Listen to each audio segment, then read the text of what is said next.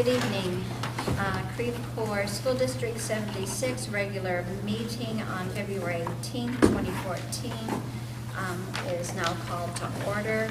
Please stand for the Pledge of Allegiance. I pledge allegiance to the flag of the United States of America and to the republic for which it stands, one nation, under God, indivisible, with liberty and justice for all. Roll call, please. Linda Bailey. Here. Pam Greiner. Here. Brenda Cagle. Val Reagan. Here. Julie Troop, absent. Rebecca Kern here. Judy Strong. Present. At this time, I want to welcome the audience in attendance, and we have allocated comments. So if you have a comment at this time, please stand up one at a time. Pardon? Yes, Yeah, they did. Randy Gibbons, 821 South Creve Coeur Avenue. My comments regarding the Parents Club, this issue's been going on far too long, and I think most of the board members feel the same way. In that letter that I referred to at the last meeting, I think we took the advice of the attorney in that, which we should have made it back in May of 2012. There should have been better cooperation, in my opinion, a whole lot better cooperation between the Board of Education and the Parents Club. On March 12th, 2012, let's see, the motion was made, Mr. President, upon recommendation of the auditor, I move to deposit all monies raised by the Parents Club on behalf of the district in the district account beginning 2012-2013 school year, given by Judy Troop, seconded by Rebecca Kern, and four board members that was present voted yes. That was in March. Apparently in April sometime, somebody went in there and removed those people's names from their accounts and stuff like that.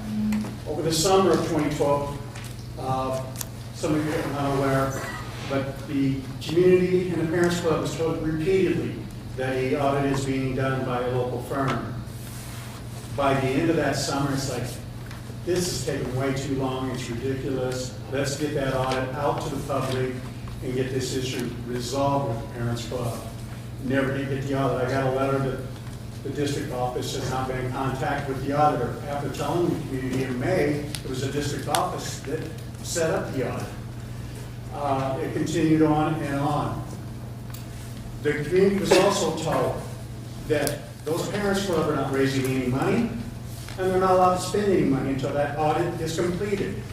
So tonight, I am asking, you have a board member that was signing checks from the Parkview Parents Club, several checks through the last school year, the 2012-2013 school year. When we were waiting on that audit, was signing checks. There was probably about 7 of them, no receipts. I never did see where the board voted and approved to allow either parent club to spend any money. You know, there was no meeting, it was a board decision, so somebody's not following directions. I've been at the board meetings, I've never heard the board member or a school administrator inform the Board of Education that this was going on. LaSalle was not permitted. Members of the LaSalle Parents Club showed up to meetings, has asked to meet with the board. December of 2012, the previous president said he would meet with her with only one other board member. Remember, the board has no authority except for when you're sitting here, and the whole board should be sitting in. Right after this last elections, she asked, I believe you, Mrs. Strong, if she could meet with the board and discuss Parents Club issues. You've never, no meetings, never been a meeting. Now, we find out after the elections, this most recent school board elections, those 2 Parents Club funds were empty, cleaned out. Who authorized the people? You have the names of who signed those checks. Tonight, you should be able to clearly tell the public what's going on with these funds. One way to resolve this is also, if 3 of you will stand up tonight and let the board president know that you want a special meeting scheduled a half hour before the next school board meeting for discussion and a motion to return those funds to those 2 parents clubs, then the whole board gets a chance to vote on it. Not all the stuff in the background. If 3 of you will stand up tonight and do that, then the school board secretary has a responsibility getting that agenda posted, notifying the media and everything else. That meeting will take place whatever time. You know you'll get a quorum if it's scheduled the same night as the board meeting. So, I mean, this has been going on way too long. I think a lot of misinformation has been out to the public. Do you want to correct some of that misinformation tonight, or do you just want to let it keep going? Who authorized the spending? The board didn't, so why were they signing checks? Also, it was raising money at Parkview. Parkview and the South Parents Club were not supposed to be raising any money. Who okayed that, and why wasn't that reported to the Board of Education? I mean, those things need to be answered, and tonight it's up for discussion again. That's the reason why I'm asking, you need a minimum of 3 to call a special meeting. If all 6 of you say, let's do it, that's even better yet. Thanks. Thank you. Any other comments?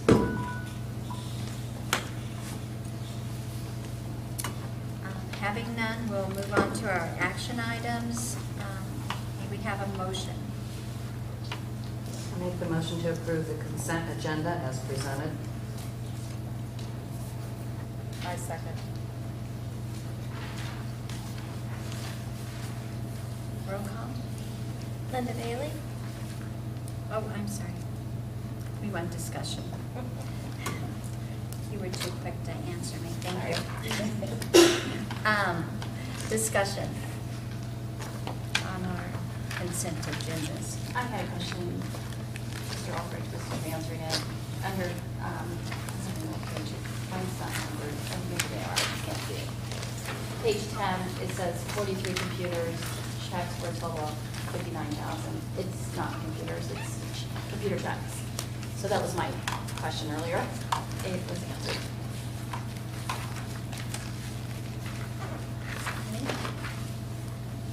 Any other comments?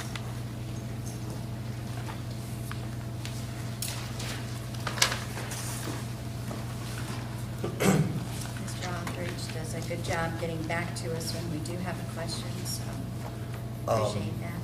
If I could, I'd like to get some comment from the board regarding the addition to the agenda. After the end of the agenda,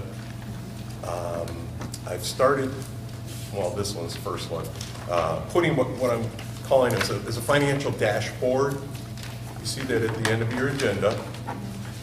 That kind of gives us a snapshot of where we're at as of June 31st, or I'm sorry, January 31st here. Where we're at in our fiscal year, our balances at the beginning of that month, and then where we're at, the ending balances, and expenses year-to-date percentage of. And so you can kind of match up the spending to where we're at in our fiscal year to give you kind of an idea of where things are. It's just a rough snapshot. It's nothing of big detail, but it does let people know,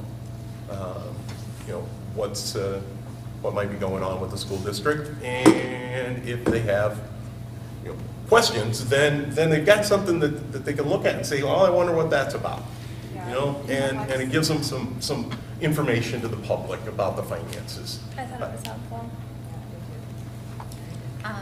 You'll notice that 58% is where we're at the end of January. We made that 100th day, which is wonderful. And the transportation fund is the only one that's above, and rightly so with our gas amounts, but everything else is falling below that. So Wait till our snow removal fund is added. it's been depleted. People are getting rich this year. Yeah. I've done comparisons of last year. Are there any other comments on our consent agenda?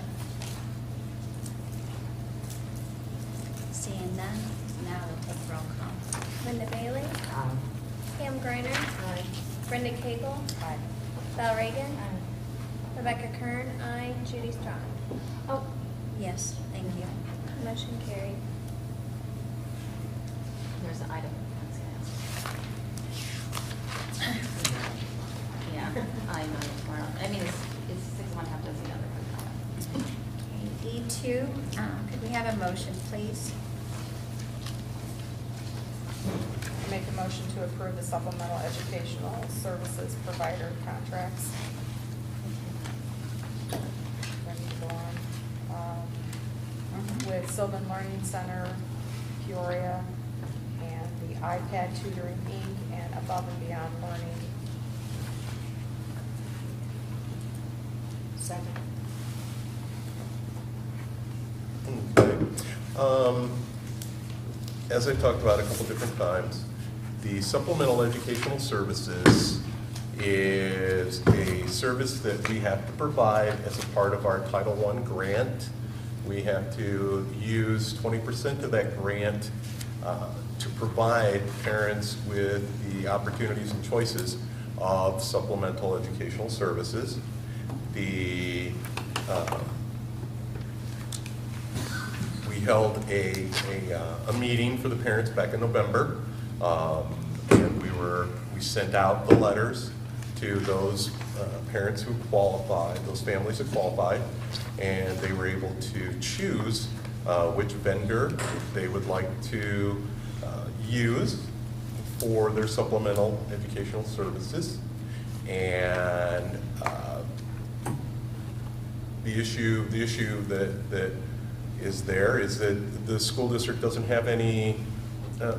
We don't have any choice in the matter, and we cannot provide any kind of assistance or anything to parents when choosing these providers. It's up to them. Now, I will say that all the providers are accountable to the Illinois State Board of Education. They have to be approved. They have certain requirements that they have to meet on an annual basis. So the State Board of Education has approved all of the vendors that are being sought after tonight. And actually the Board of Education really doesn't have a whole lot of choice but to enter into these agreements. This is a standard boilerplate. This is the Illinois State Board of Education's contract that that they have on their website. So there isn't anything. Everything that's been put into this contract is from the State Board of Education, and so we are we have 3 different vendors that have been contacted by parents, and these are the 3.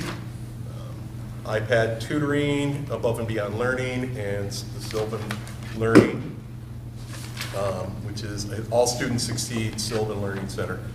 So those are the 3 contracts that we have to enter into this. The vendors know that the Board of Education is taking its vote tonight, and Sylvan Learning Center, who is providing services on site, will be starting then a week from, well, next week. So. And you state that 37 students applied and 38 students we can match. So what about there's also a set aside amount in the budget. What happens if we meet that? I know we're not starting as early, so it probably wouldn't, but what happens if we meet that before the end of the school year then? We contact the providers and tell them that their quota has been met, their rate. You'll see that on page 2 of the contract, it says payments, expenses, and billing. All right. Under that, program expenses, occupancy, curriculum development, administrative and general expenses, and then total per pupil cost, $938.66. That's the number. That number is given to us by the State Board of Education as our rate okay, that these people, the vendors can charge. So what they do is they just back it up, you know, and work backwards, take that amount, take out their program expenses and all of that, and then they have their hourly rate, and they say a minimum of 30 hours of tutoring per child, which is what the state board puts out, and that's how they do it. They just back into that number because they have to accept that number because that's what the State Board of Education gives to our school district. And all school districts are different rates. So it doesn't limit their time, it just limits the money that they would. Yeah, exactly, exactly. Is this the So first once we year- get to that max, I mean, they'll stop providing the services, I guarantee. Is this the first year we've been required to do this? Yes, ma'am. Yes, ma'am. Because of our AYP status, and since we met AYP last year, and we're going to meet AYP again this year, hopefully next year, or the year before, or the year after, we won't have to do this. So that's eventual. Any other comments, discussion? Having none, roll call please. Linda Bailey. Aye. Pam Griner. Aye. Brenda Cagle. Val Reagan. Rebecca Kern. Aye. Judy Strong. Yes. Motion carried.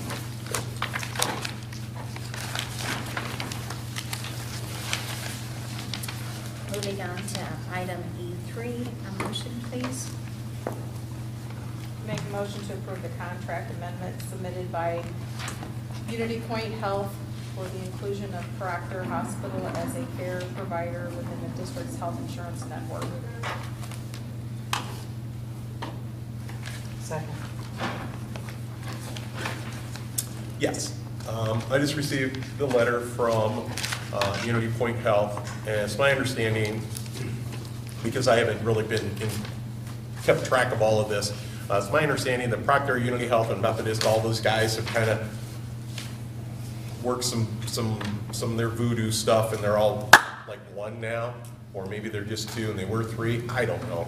But Unity Point Health sent me a letter, and this agreement, it's an addendum to our agreement, Physicians Hospital Organization Agreement, and it's just including the Proctor Hospital as one of the care providers under our health insurance policies that we have, so into the network of places that employees can go.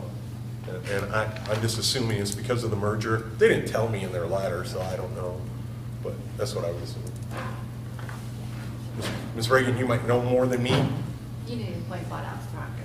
They bought out Methodist a couple years ago, and then they just recently bought out Proctor, so they all fall under the Unity Point umbrella Oh, okay, so Unity. out of Iowa. Point. It's like the Iowa healthcare systems, Okay. but they changed to Unity Point because they have a lot of hospitals in Illinois now. Oh. So it's not Iowa healthcare systems. But our original agreement is with Methodist First Choice. Right. So now that there's been this marriage buyout, we just need to make an addendum so that the contracts reflect It what's gives going on. More providers. I mean, it doesn't limit the providers, now you have more. Right, right, yeah, it is a benefit to the employees because they are adding, Proctor Hospital as a care provider. So it is a good thing. Any discussion further? Thank you, because I didn't know no background. Roll call please. Linda Bailey. Aye. Pam Griner. Brenda Cagle. Aye. Val Reagan. Abstain. Rebecca Kern. Aye. Judy Strong. Yes. Motion carried.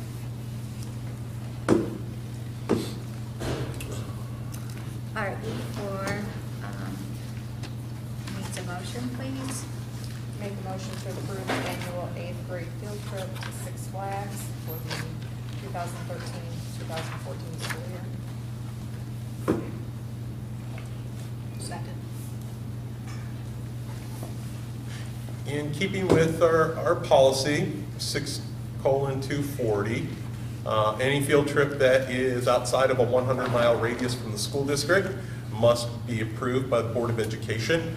Mr. Jokish, the Parkview principal, has sent in a letter of request to the Board of Education to make such approval for the annual 8th grade field trip to Six Flags for Friday, May 16th, 2014. The cost of the trip and transportation information is here in Mr.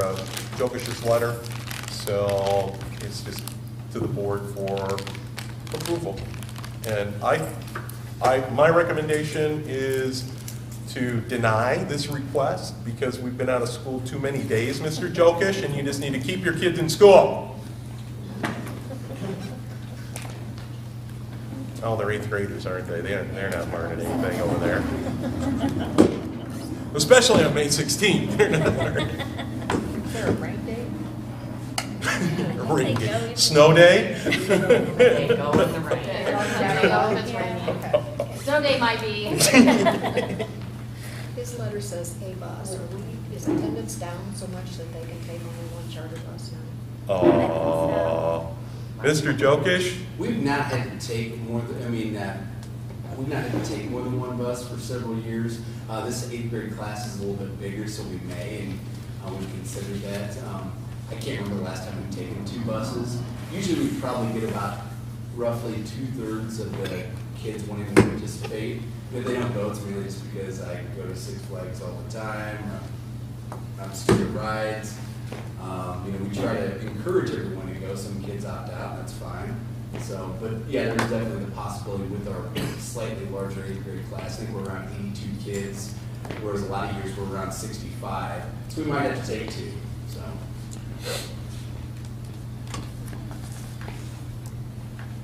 Any other comments or questions? Seeing none, roll call please. Linda Bailey, Aye. Pam Griner, Aye. Brenda Cagle, Aye. Val Reagan, Rebecca Kern, aye, Judy Strong. Yes. Motion carried. Action item E5 please, a motion. Make a motion to approve the board meeting participation procedures.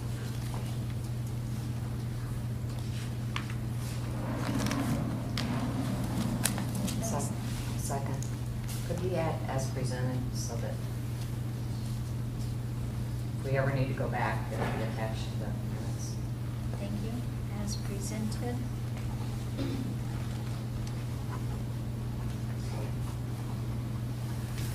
I need to reset it? No, I Okay. This is something that, excuse me, that the board, I mean, we do a good job with the public addressing the Board of Education, but this is just kind of gives us a procedure. It lets the public know what the expectation is when they address the Board of Education, gives a little detail as to what the board can or will and will not do, and talks about the time limit for comments, and to have a sign-in sheet, and you can see that on the back, and then that gives the Board of Education a little heads up as to what people are bringing forward to discuss.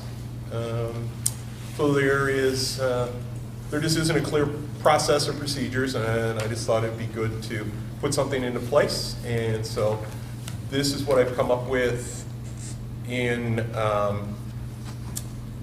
using our policies, our current policies, and they're kind of addressed there at the bottom, using those.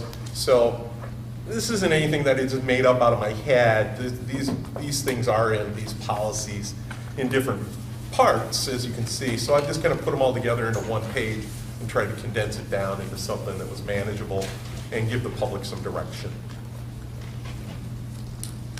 Thank you. Board discussion.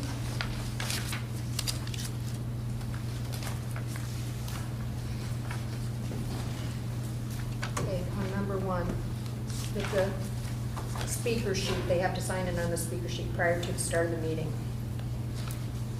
What benefit is that going to give us?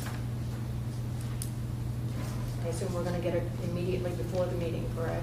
Well, I think that way if you had multiple, because it says down here later, that the board president could condense, like if you had 10 people that all wanted to speak on the same thing, she could limit your minutes.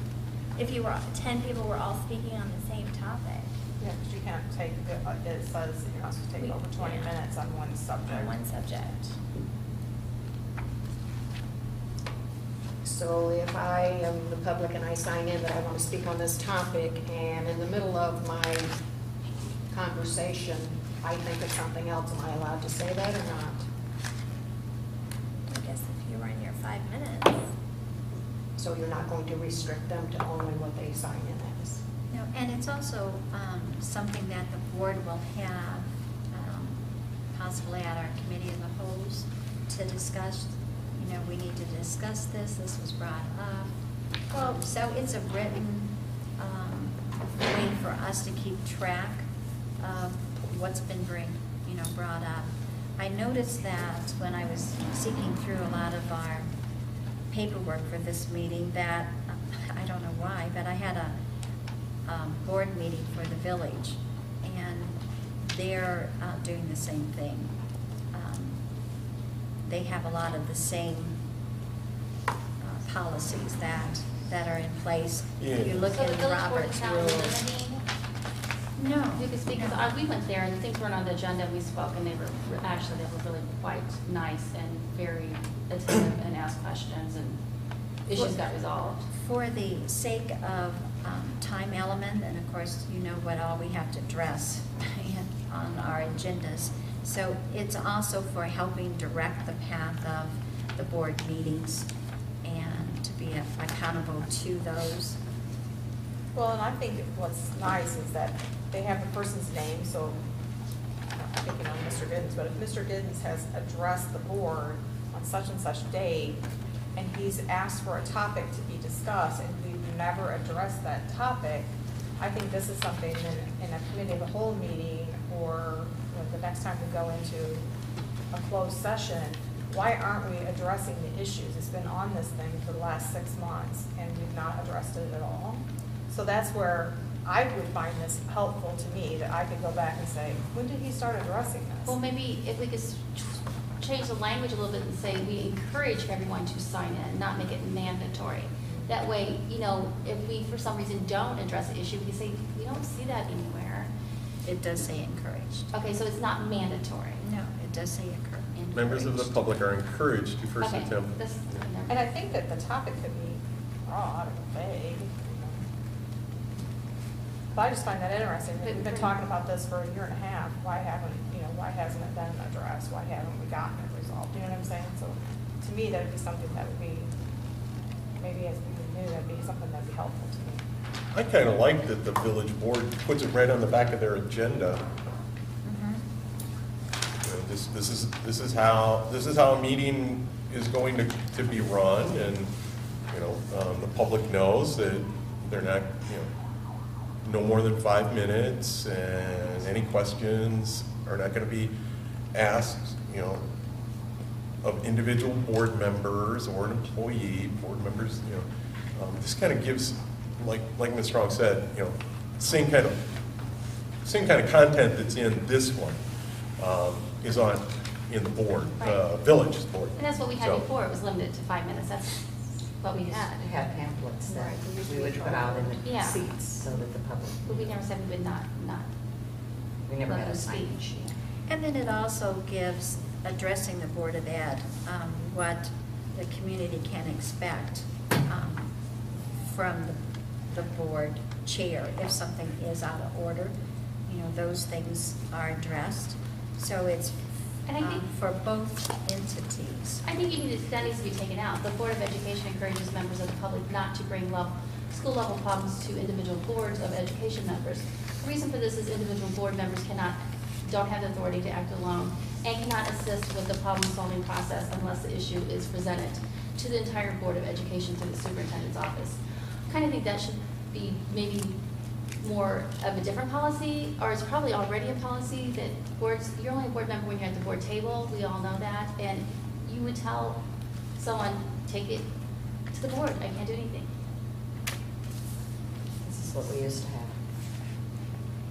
We sat in all the seats so that the public had, when they came and sat down. Yeah, and that's what we're trying to establish with this one.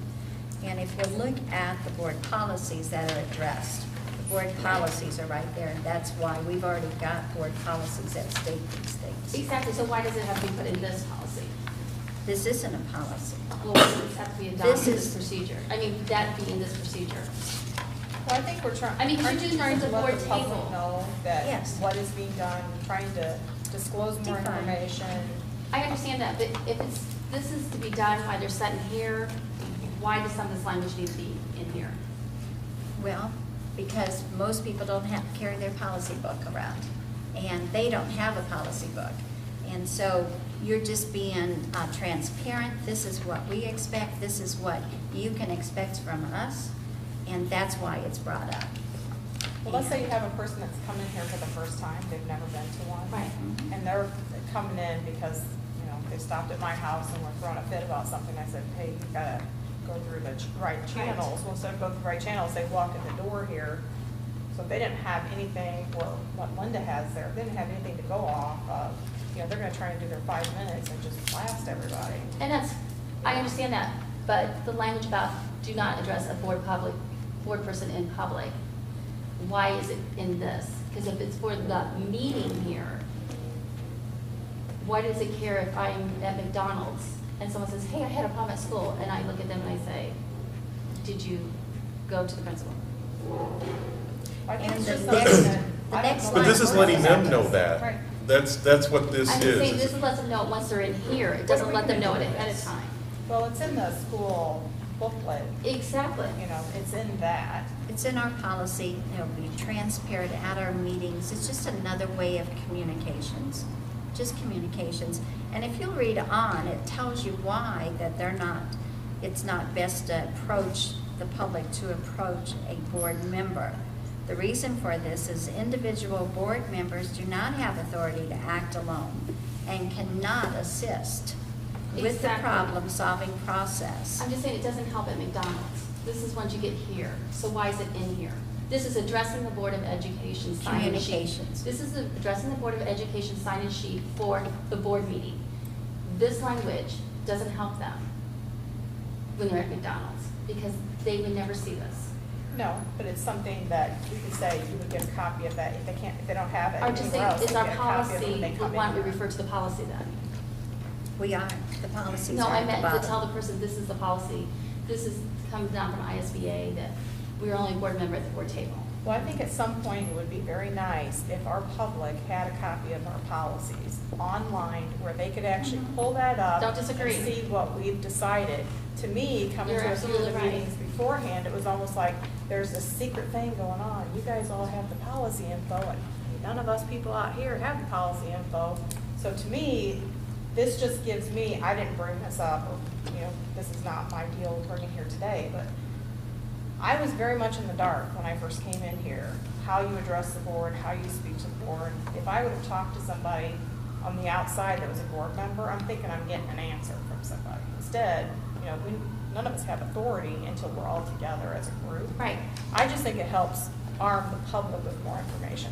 That's all I have. And not many have set in formal meetings, also when they're coming into the school. The Robert rules, you know, I bet the majority of people have never picked up a Robert's rule. I don't So know. this is just, I hear it all the time, so well, people I don't might know. talk about it, but I don't think many people would have one. So that is helping to bring forth why we do. But what that's we not do. Robert's rules. It No, I mean, stems this is from. what I'm talking about, that language right there about the board. So that's not, I mean, this doesn't really even have anything to do with Robert's rules.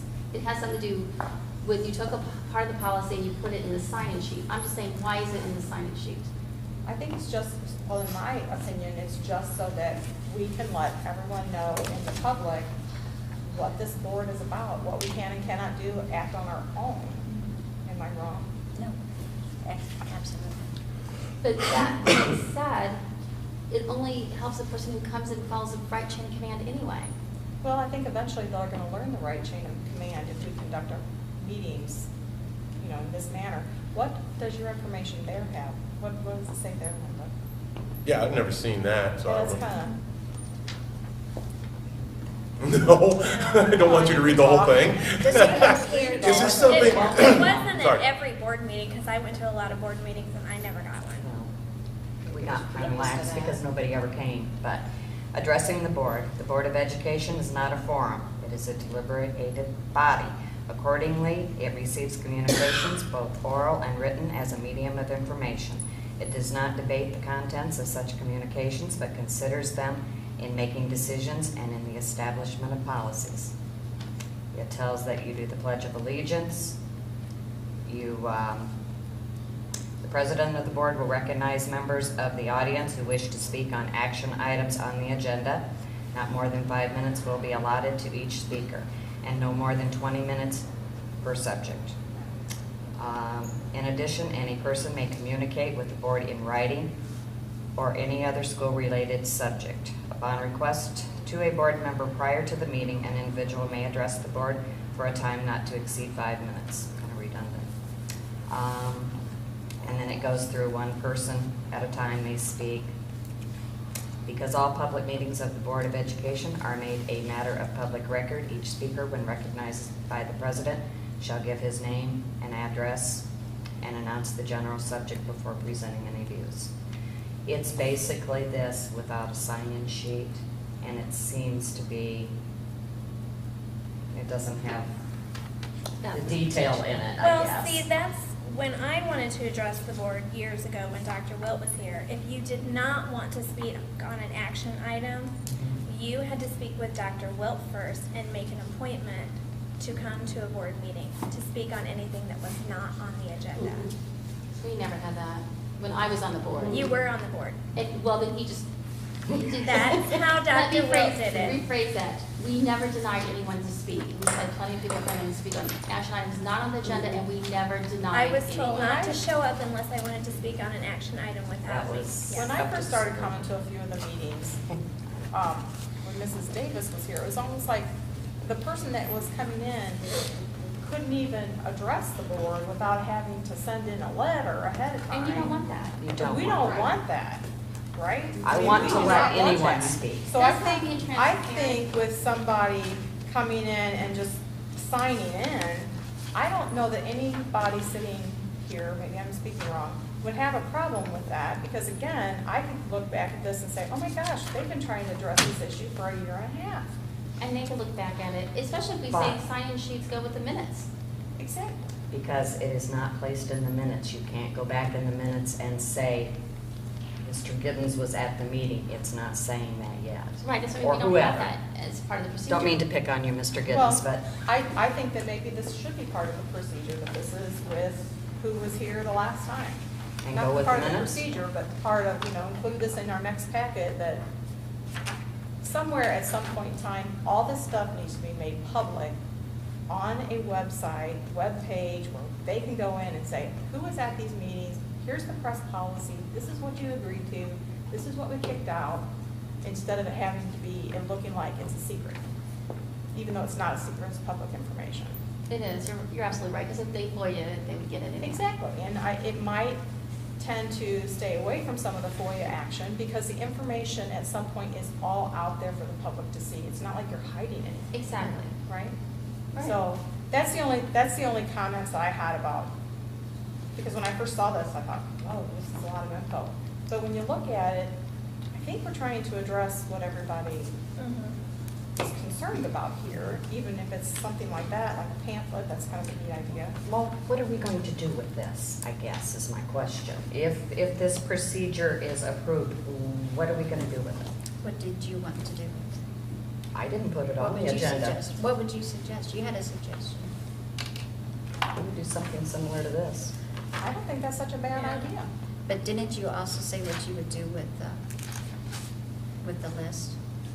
I like to, Mrs. Cagle's suggestion, you put it with the minutes, because our minutes are not showing when our public comes to speak, and I think it should. Well, they're not being They can. videotaped, but they can hear their voices. But they're not on the It minutes doesn't matter. either. They're Right. not being recorded that Mr. Giddens had, I mean, if you would even put in the minutes, Mr. Giddens addressed the transportation issue. Well, I just think that would be It's not even something being to recorded that have, way. information that, you know, these things have been addressed. Have we addressed it? We've addressed it. We might not always agree, you know, we might not come to a final agreement, but we can show that this thing has been looked at. I don't know, am I speaking out of turn? You're frowning over there. Well, if it's used in that way, I agree with it. I just don't want it to limit who can speak. If I come into the meeting late and I get here right before the comment section, and I didn't have time to fill this out beforehand, am I going to be allowed to speak? Because she says it says encourage, it doesn't mean you have to. I mean, so, that's all I was yeah. concerned about, is that we, you know, we want to make sure everybody has the opportunity to speak that wants to. Absolutely. There are always, in the minutes, comments from the public, like on our ones we just approved. Maintenance grant concerns was there, parents club concerns was there. But she So wants at his this name on point, I understand, at this point, what I'm hearing, if we would include the, I don't know. if The person's sign-up name sheet. has Yeah, to we be probably there, just don't a have- copy of the sign-up sheet. if we, that's what I'm saying, Yeah. the copy of the sign-up sheet would help supplement what's already in. It is in there. I have seen it many times where it has been put in there, maybe not a person's name. And not But if you specifically want a what they person's name, then It's pretty this specific. addresses both. No, I mean, not all the times it's specific what they address. Like the parent club, it doesn't really say. Well, Okay, well, I don't want, I know, but I'm I'm just trying to take saying. detailed notes of what everybody I'm talks not about. saying that, but I'm just Okay. saying, like, this, like Brenda was saying, it says, okay. Well, address- here It's just a it says, topic. yeah. I mean, they're not gonna Comments put from any the more public. on that That's than true. we put in. I think it has been. I know. I just, I don't know. I didn't hear you. Since the last election, I think it has been in the minutes. Previous to that, there was no mention of any public comments in the minutes. I know I did when I was secretary. I tried to put them in, not always with names, but Well, I don't know if that we we want have to the include the sign-up names sheet. here, but have the sign-up sheet there. I mean, I think that's a good idea. Right, just the sign-up sheet is gonna tell you, this is a topic, oh, that was so-and-so that brought that. And So, again, it's just encouraged, it's not mandatory. It's encouraging. I mean, is that what we agreed? This is just encouraged, not mandatory. And as long what it as this says. is part of Okay, I our, just- a you part just of don't our interpret it process, but yet make it out to be something similar to that you can, you know, have people to pick up, that's a great idea. This is old, I didn't know I still had this. But that's a good idea Oh, to have it six. available instead of just having, you know, this sheet. Well, it will be, like, on the back of the village, they have it on the back of their agenda. So what we looked at today could be on the back of the agenda. It shows the board policies That we to would have more available for extent. everyone. And yes, when they go to the table, they could pick one up, they'll be available, in addition to the one sign-up sheet. And it would, being on the agenda, it'd also be posted, Right. you know, on, Okay, so it would on, be posted as well. it'd be on the website, it would be Oh, that's a good idea. on the buildings and posted that way as a, you put this procedure as a part of the agenda that would be there and posted too. So, just. All right. Let me get clarification on number 4. I think I know what you mean, but it's During not board meetings really or the said. other way? The board president's decisions regarding public participation shall be final at the meeting. In what context? I mean, What does it mean? That comes straight from the policies. And I believe it refers to what Becky, Mrs. Kernan was talking about. If there's more than we can handle in one board meeting, then we have to limit so much conversations. That's what it's, my understanding of Or if someone's being belligerent, you That's have what the that. power And to if stop somebody's it as being well. belligerent, then they can Right, they say expect, that. yeah. Well, down at the bottom too, it also says that, about abusive, aggressive, threatening. Oh, it can stop All it. over language and may initiate expulsion proceedings against the speaker. So Right, you so have that why at do the we bottom need that already. in there? I took it to mean that after 20 minutes on one topic, we just cut it off. And it's up there with a 5 minute Yeah. per member. That's the way I understood it. Did I totally misunderstand it? Well, it just seems to be sitting out there all by itself. And It doesn't really say what it's explain what it referring to. means. So I believe there was one statement that Mrs. Bailey read, kind of like the same, Yeah. wasn't it, Mrs. Bailey? It just is stating that the board president is who's running the meetings, and so that's where the directive comes through.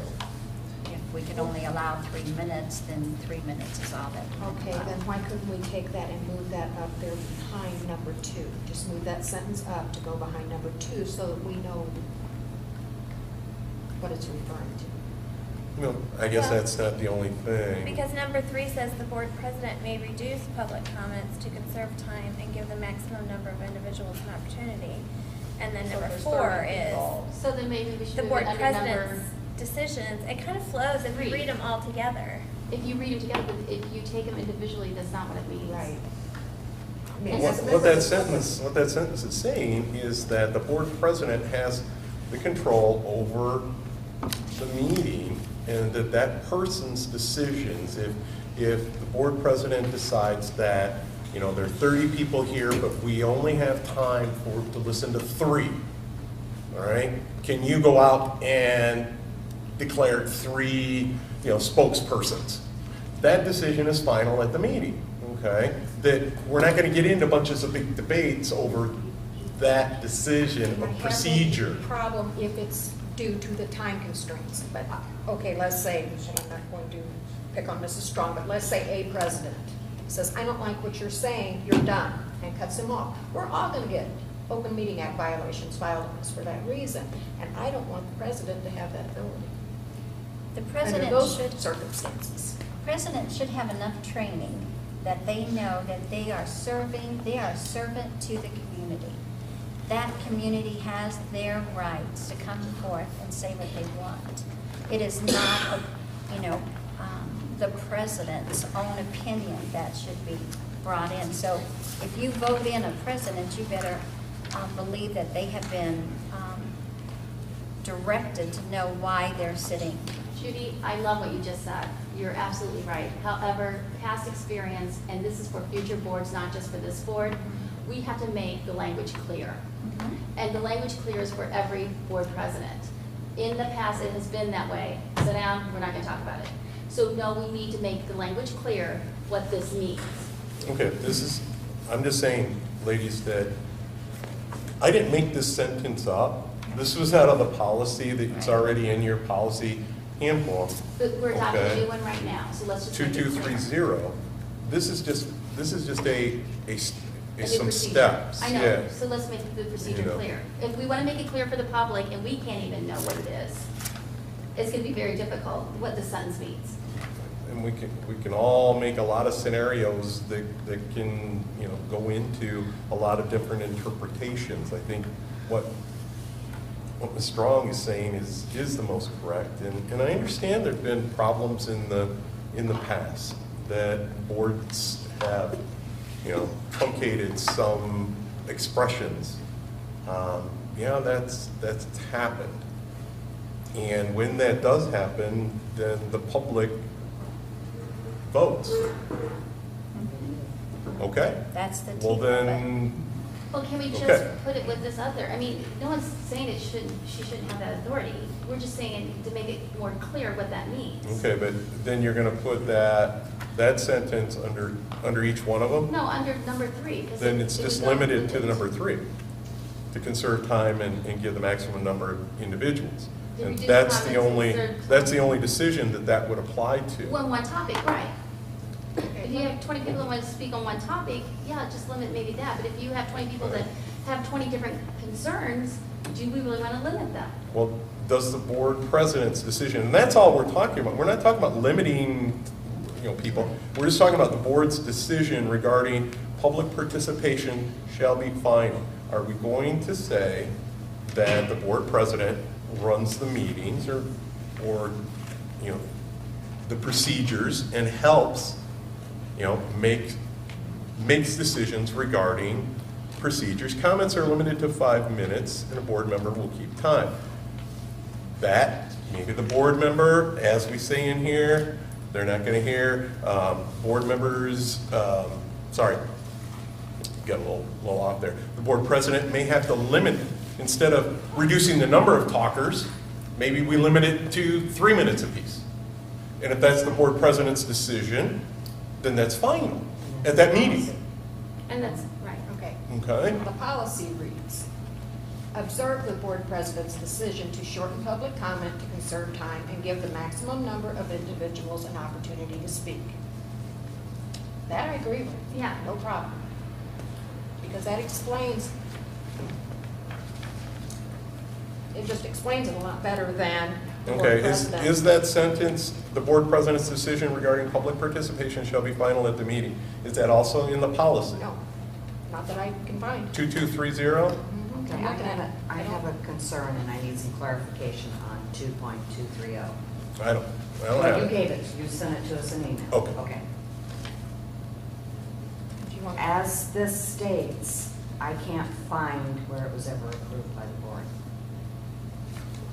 What you gave us, and it says Is- September 2012. Okay, Okay, I went back into tapes and I watched and I watched. It was presented at a committee of the whole meeting. It never came back. It was never approved. okay.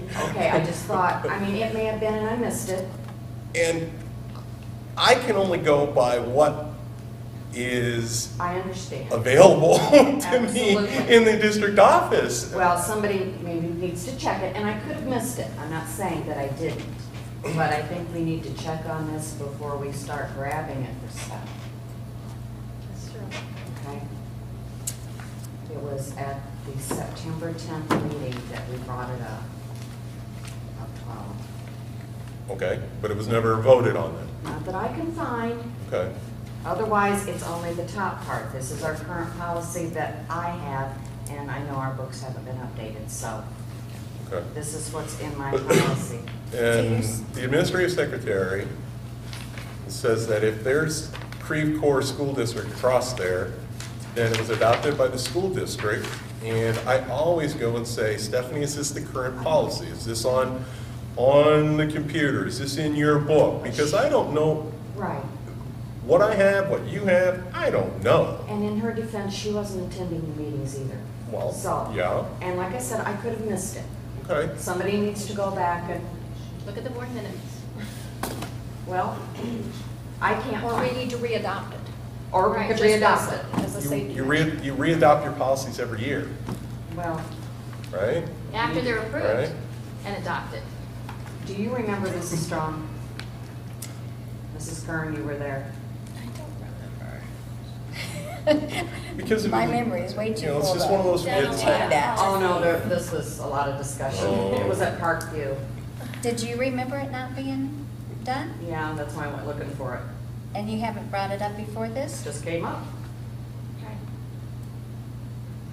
Until I got this in email, I didn't know this was considered the new policy. Because in my book, I still only got the top part. This bottom was added, and like I said, I started going back because I couldn't find where we approved it. There again, my point is to have all that stuff wasn't online. here. That's I don't know. that's old. But she's saying it got put. We're gonna have to go with. I agree You know. with you. It's in the Saying. book. So we can ask the district office to check into the, from I can September sense, 2012. I can more. send Stephanie right out there to start looking in every board meeting minutes that we have and see what she finds. There had to Yep. be some policies coming after that time. There you go. Okay, so. That's all I can say, ladies. I wasn't there. I don't know So anything I about it. don't know either. And all I do is I ask Are for we what's in current. an agreement? I know that we have things that we want to finish here, but are we in an agreement that does not hurt anything to have people sign it? The sign-in sheet alone. Is that what you're talking about? Or are you talking about Encourage them. the front part? Both of them need to be. Well, I know that we have the number 4 that you guys are. Right. I'm just concerned about the wording of it. I Yeah. just think it needs to be made clear. How would you reword it? I would, as the policy that may or may not have been adopted, observe the board president's decision to shorten public comment to conserve time and give the maximum number of individuals an opportunity to speak. And then number 4 on this says, observe the board president's decision to determine procedural matters regarding public participation not otherwise covered in board policy. Okay, what happens if the board president has to stop somebody from talking because of their abusive language? That's down down here under in number 6. and I have no problem. It's already covered. Okay, so it's already down there, you're saying, so, Right here, at the very Yeah, bottom. number 6 is covered. all right, so that, what is it limiting by taking and placing it elsewhere? Does it have a limitation at all to cover what the board needs? What limitation does it Well, have? what it does is if you add it and meld it into these others, then what you're saying here is that the board president, someone can look at this and say, this is what it says. It says right here that the board president can only, their decision to, the board president only has the authority to do this and this.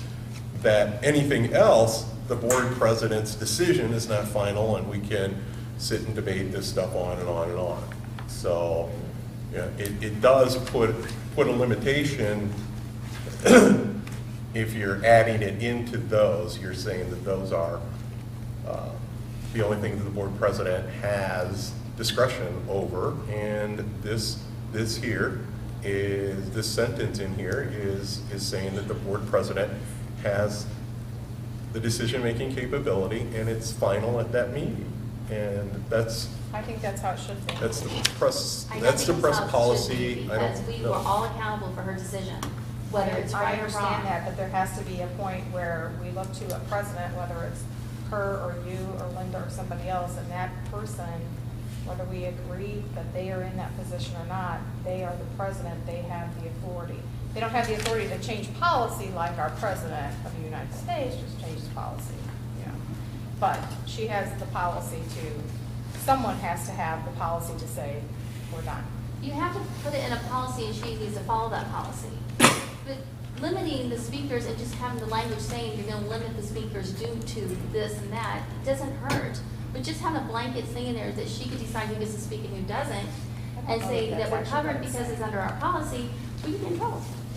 I don't believe that's what it's Or saying procedure, either, I should say. Mrs. Cago. It's just saying participation final at the meeting. That's all it's referring to there. So, let's take a consensus. Who's just a hand, A or I, or who would be ready to do the addressing the Board of Education with the sign-in? What your That's all motion we're is to asking. approve the All board right, thank meeting? you. Okay, your Yes. motion.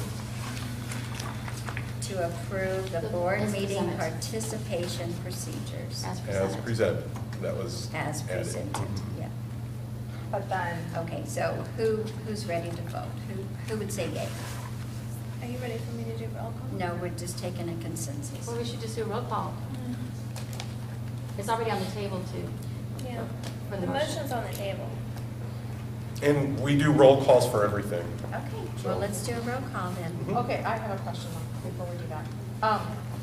So, if we do a roll call, whether we all agree or not agree, we still need to find out, I guess, that this is the adopted policy, right?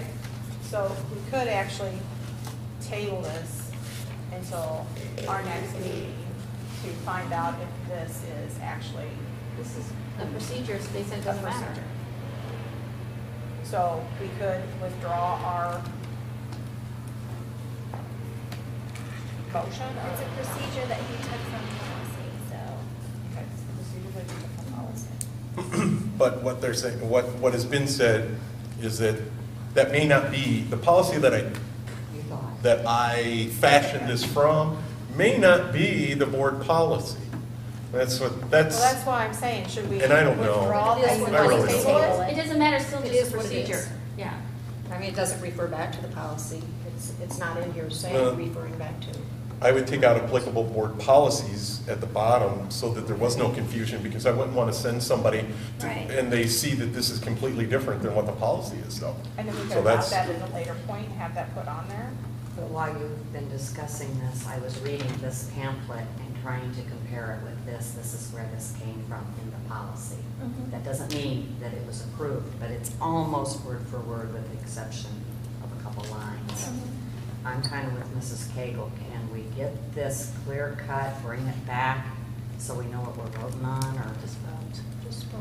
Click. Okay, Click, then click. I'm going to redo my motion. Is that okay? To Well, strike out first the we have applicable to board either policies? table Yeah, you this. can amend the You have to motion. amend your motion. Okay. Are you okay with that? I amend my motion to approve the board meeting participation procedures as presented with striking out applicable board policies at the bottom. Do I need to name those? No, You just I'm want them not all gonna out? name all three of them. Is there a second?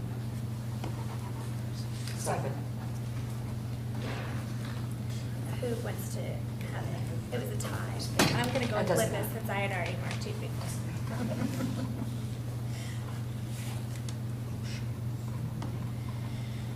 Oh, but also, don't we want to put in here that this will be added to the minutes? With the sign-in sheet being added to our monthly minutes. Or just minutes? Minutes, just put minutes. Period now. Are you done now? Policy references. Oh, did I restate it? No. I got it.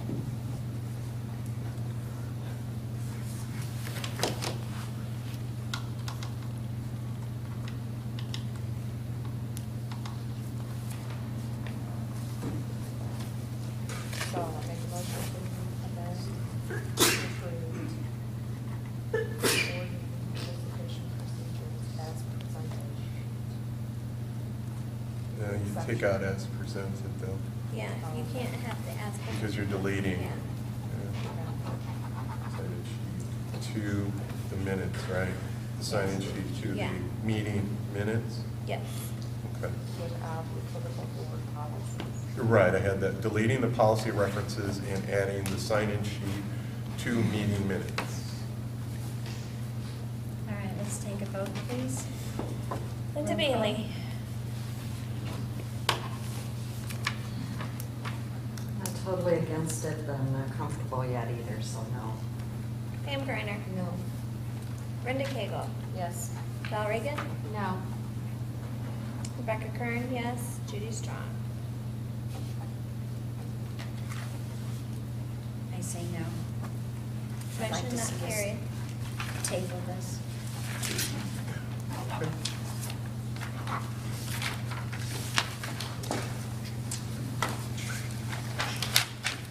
And we'll bring it back. Thank you for trying to bring it back. Having fulfilled those, we are now to communications. Communications.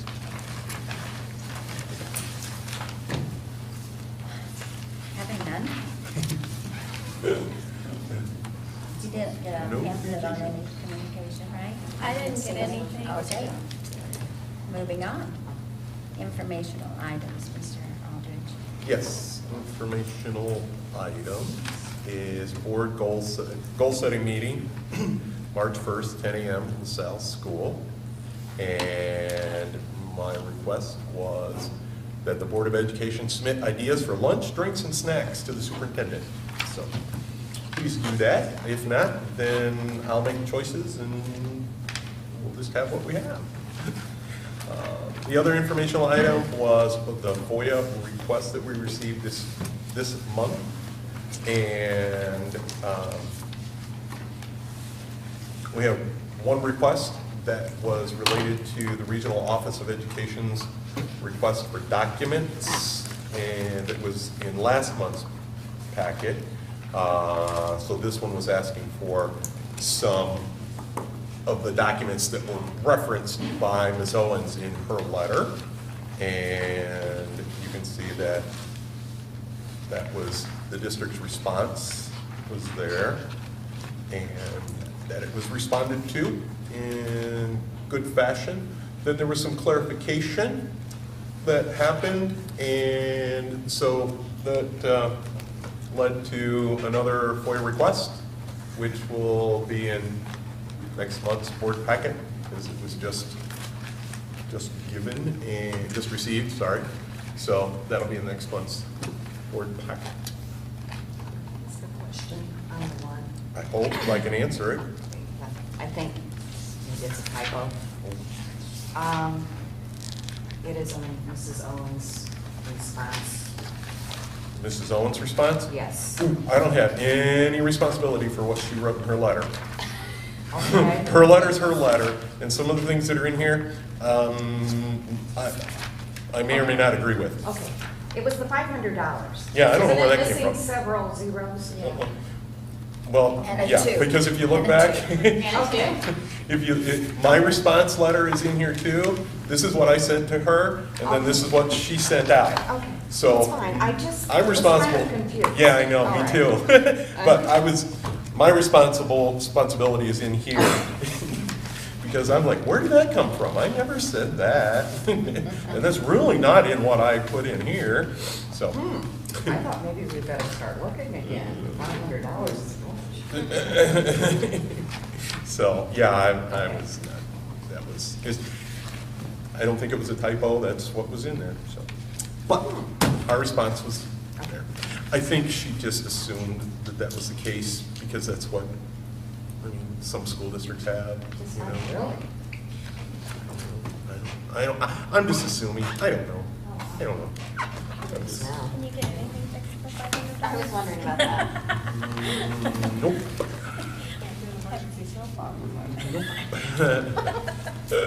So, that was all the information items that I had this month.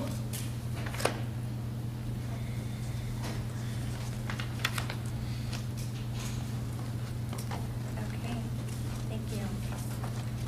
Principals' reports.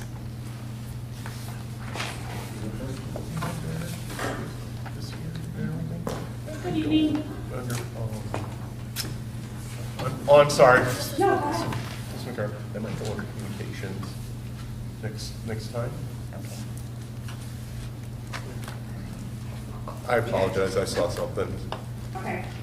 So we completed our analysis of the IPI data for December and January, and as you see out here in the hallway, there's some graphs and charts, and also if you go in the teachers' workrooms, there's some more line graphs and bar graphs for you to look at. Basically, overall, the four categories of student engagement, categories 3, 4, 5, and 6. We are about 94 to 95% of our time at LaSalle, students are engaged. So from December to January, we lost 0.41% of student engagement time. So to me, that seems a little negligible as far as engagement time. I'd like to increase that engagement time to somewhere around 97% of time as opposed to 94 or 95. So that's what we're working towards, and we'll continue to do that. And we're looking forward to our next walkthroughs. I don't know that we've necessarily set those yet, but feel free to take a look at the data out there. You'll see if there's data for all classes, there's data for non-core classes, and there's data for core classes. Core classes are your reading, math, science, social studies, spelling, language arts, those type of classes. Non-core classes would be early childhood, PE, music.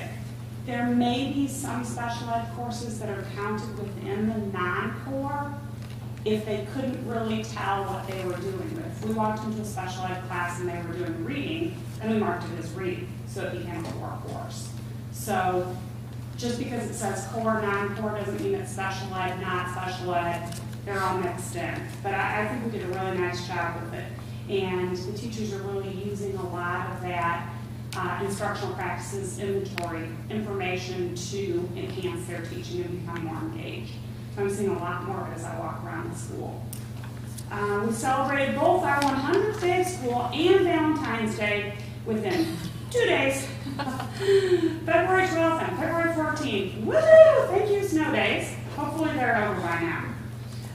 We had approximately 40 kindergarten first grade students attend the reading night activities. Through the Success by 6 grant, Mrs. Bullard was able to provide materials for 6 to 8 games for each grade level for the students to make with their parents here at the school, and then take those home to be able to play them. They're all literacy games. So we'd like to increase that next year to, we've got a reading night, we'd like to add a math night. Thinking that that might be a good idea to add, and maybe even make that math night a K-4 math night, so kids can get some activities. So be looking forward to that next year. ISAT plans are well underway. Mr. Thompson and Ms. Bell are planning an ISAT kickoff assembly for the Monday before we begin testing. I'm a little nervous. Mr. Thompson has shared with me that he's borrowing Mr. Kleesner's laser light show. I know Mr. Kleesner, so I'm a little nervous, but I think it'll all work out real fun, real well, and the kids will be real excited about it.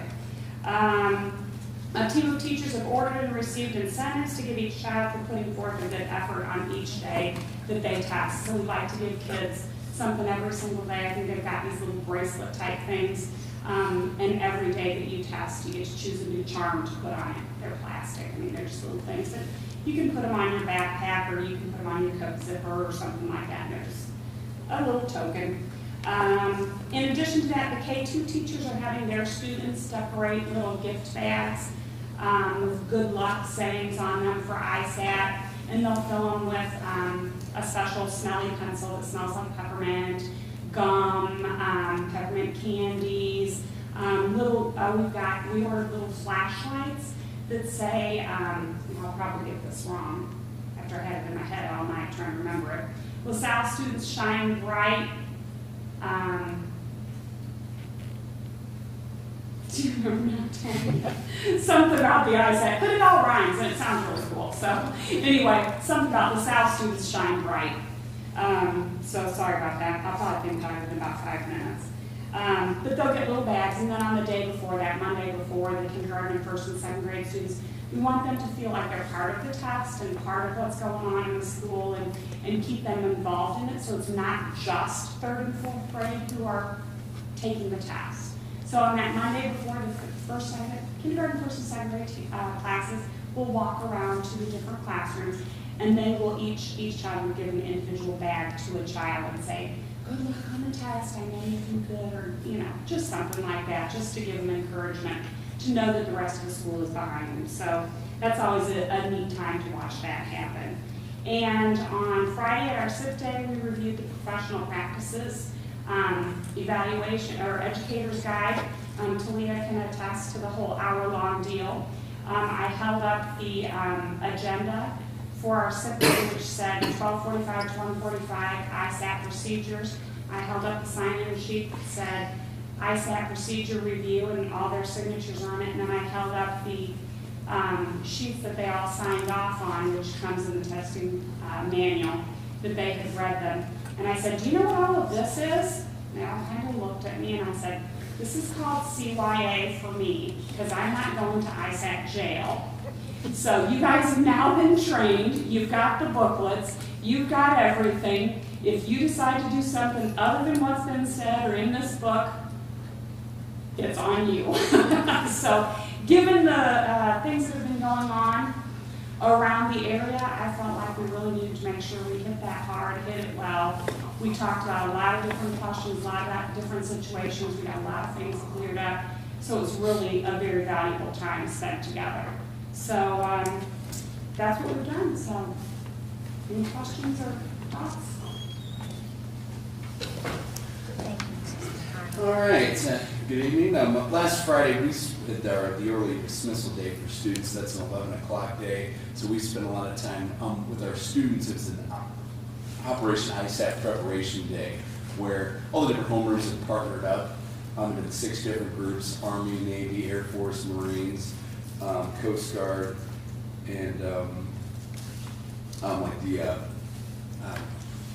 police and fire department. Basically, we're going to have our Operation ISAT tournament on, I guess it'll be March 21st. Now, we've actually, the state's allowing us to push back testing for a week, so we're pretty excited about that. But anyway, getting back to what we did on Friday, basically classes partner up to one another in preparation for the Operation ISAC kickoff, which will be on March 10th, where we have an assembly in the gym, like they practice marching, making banners and that type of thing. So it was a good opportunity to get kids excited about for the upcoming testing. We had our spelling bee last Thursday. We actually had a 6th grader win this year, so he will be representing Parkview at the Tazewell County Tournament on February 28th. And thanks to Ms. Clark for putting that all together. And I believe that is all I have. That's it. Thanks. I have a question. Do you have the same CYA sheet that Mrs. McGrath Yes. referred to? Okay. Sounds like a good idea to me. With everything that's went on Right. with District Mhm. 150, Right. yes. Yeah. I believe that's always been in the book. Mhm. You have to sign it. Am I correct? Yeah, Yes. It's always been in Yep. place. So when is testing now? March 21st, I think What? it said. March 21st begins ISAT testing? 10th, yeah. 10th. Ends the 21st. Okay. Right. I wrote down the wrong. We did the testing competition between I thought it groups. was. Okay. I think so, yeah. It ends with a tournament on March 21st. Mhm. Oh, I got it backward. I wasn't sure. I flip-flopped it, totally. And just to follow up on the ISAP preparations that the two buildings have been going, they're going to do, I contacted WMBD Television, the same reporter that was here at the beginning of the year, talking about the success of making AYP. I invited her back to see, here's what we are doing, and here's what we think is a part of the success that, that we had, and getting the kids all fired up for the test and making sure that they know that this is really important, that they know that don't just fill in the bubbles, that these things, these activities that they're doing, they've been planned by the teachers and the principals, they mean something. So the kids are knowing these things, and I wanted her to say, because that was one of her questions to me, well, what did you guys do different than any other school? And so this is one of those things. So we'll see if she comes out. That'll be interesting. Thank you. Moving on to I, could we have a motion, please, for closed session? Make the motion to enter into closed session for appointment, employment, performance, and termination of personnel. Second. 7:21. I'm afraid before we go, something's wrong. Okay. We'll take a 5-minute break. Roll call. Oh. Linda Bailey. Aye. Pam Griner. Brenda Cagle. Val Reagan. Aye. Rebecca Kern. Aye. Judy Strong. Yes. Motion carried.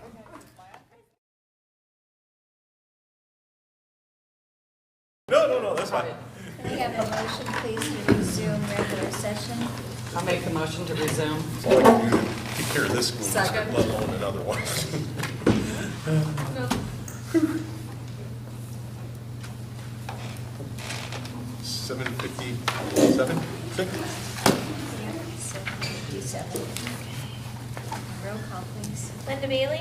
Aye. Pam Griner. Aye. Brenda Cagle. Aye. Val Reagan. Aye.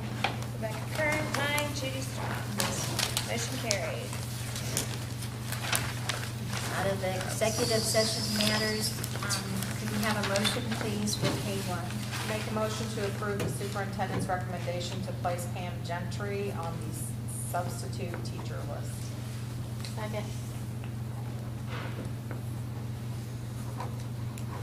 Thank you. Roll call, please. Linda Bailey. Aye. Pam Griner. Aye. Brenda Cagle. Aye. Val Reagan. Aye. Rebecca Kern. Aye. Judy Strong. Yes. Motion carried. Moving on to the next item on our agenda is the board discussion matters that Parents Club funds brought to us through Mrs. Bailey and Mrs. Griner. Okay, I am going to pass out exactly what you were given. I'm going to pass it out to the audience so that no one has to point. Okay? Do you need help? Trying to add a little bit.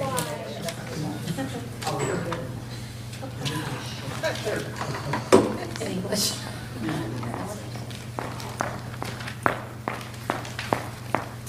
Ready? Okay, as we all know, at the end of 2012, both LaSalle and Parkview Parents Clubs were supposed to join and become PACE.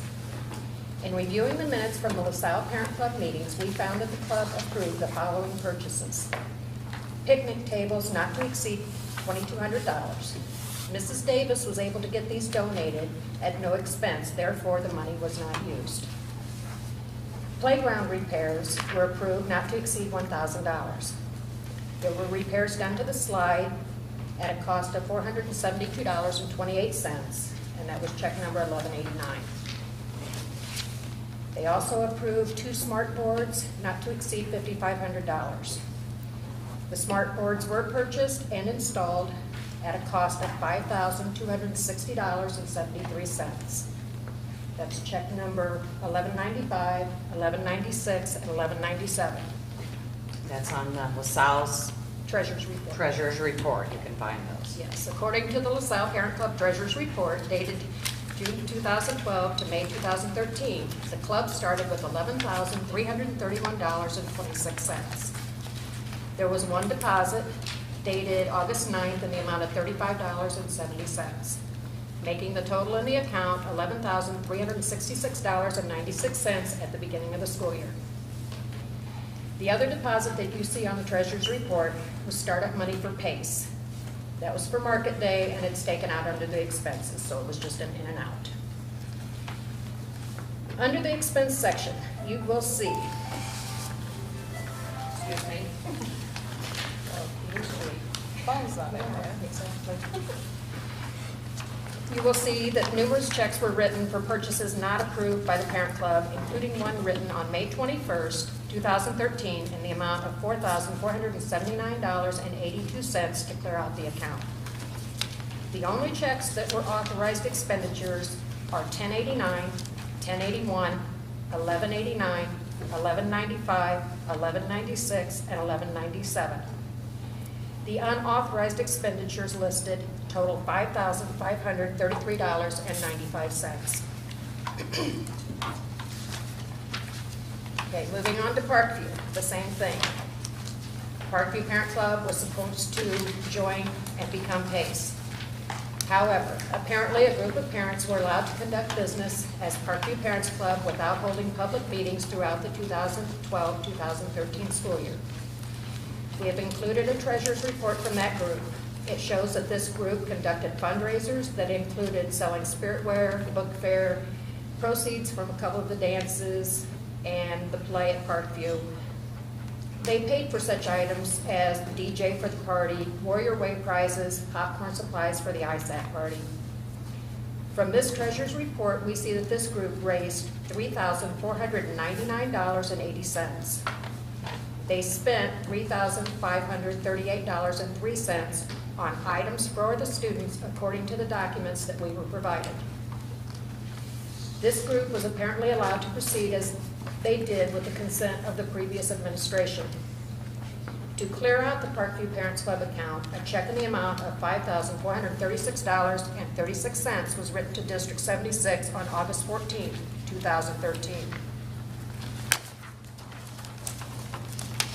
We know that there's been a lot of controversy regarding the Parent Club funds since the end of 2012. In our opinion, the district had no legal or moral right to take the funds from either the LaSalle or Parkview Parents Clubs without it being approved by a majority of their members at a public meeting. Therefore, we are recommending that $5,533.95 be returned to the LaSalle Parent Club and $5,436.36 be returned to the Parkview Parent Club. Some of you may disagree with our recommendation. However, we think it's important to remember that at our last meeting, Mr. Aldrich explained that the district currently has the highest ISBE rating in regard to our financial profile. We would like to remind everyone that our Parents Club over the years have played a very important role in helping achieve that high rating. Hundreds of thousands of dollars have been raised and donated to the schools by these parent clubs. Without them, our children would have missed out on many things. some of which are sports, technology, and field trips. We think it's important to show the parents and the community members that this board and this administration want to do things the correct way. Therefore, we would like to request that a motion be added to the next agenda to officially return these monies to the parent clubs. Can you give me the amounts of the dollar amounts again for LaSalle? Any thoughts? Any other suggestions? Some communications have gone out on this, which it was mentioned too, at May 16, 2012 attorney letter, talking about the policy 890, and definitely we need to be addressing that. And Mr. Aldridge and I have talked about that, but in that,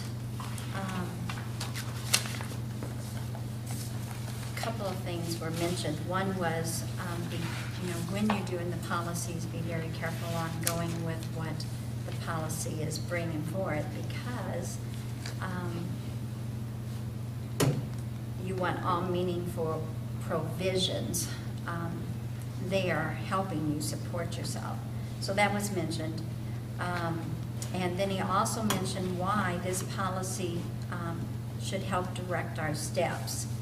One thing was the Board of Education has complete authority to utilize funds as a board deems appropriate. The district at any time can rescind the authority of a PTO to use district names or logos.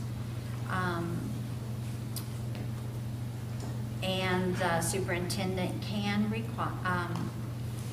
does have the right to designate an administrative staff member, which was done. And Who was chosen? 'Cause I didn't know about And the that. board, the does the principals, board do it at a the board meeting? principals are, yes. That we'll address in just a minute, one at a time, please. Sorry. Your question again, what was it? You said something about that it was given to the principals. They had the authority? On the, Oh, I'm looking at another one. on the, she does have that authority to do that. And there were communications that state that that was the directive that I'm sure you received, because it went to the board members. She also stated that having consulted not only with other parents' clubs, this was something that needed to be done. We had a big communication on what the board wanted. We wanted their own FEIN number. We wanted them, sending reports to us. We gave a number of different things that we asked them to do. And seeing that the second signature was important, that was done through the designated, appointed. Why are you shaking your head? I have a Was that memo done that at a- states Wait a minute, you that. have a memo, was that done at a board table that the board wanted this? Because that should have been done at the board table, it sounds like. We, at the table, discussed all these issues. I know personally, should I have came minutes for back. that. Yes, you should. Not we, but I wasn't there. They were Right. But- videoed. No, I mean, it think should at be that done time, in too. minutes. Mrs. Bailey was on the board along with myself and others. But it was discussed that why we were looking at this was because there were frailties in the current organization. The frailties being there wasn't two signatures, there was no accountability, there was no FEIN number. There was two different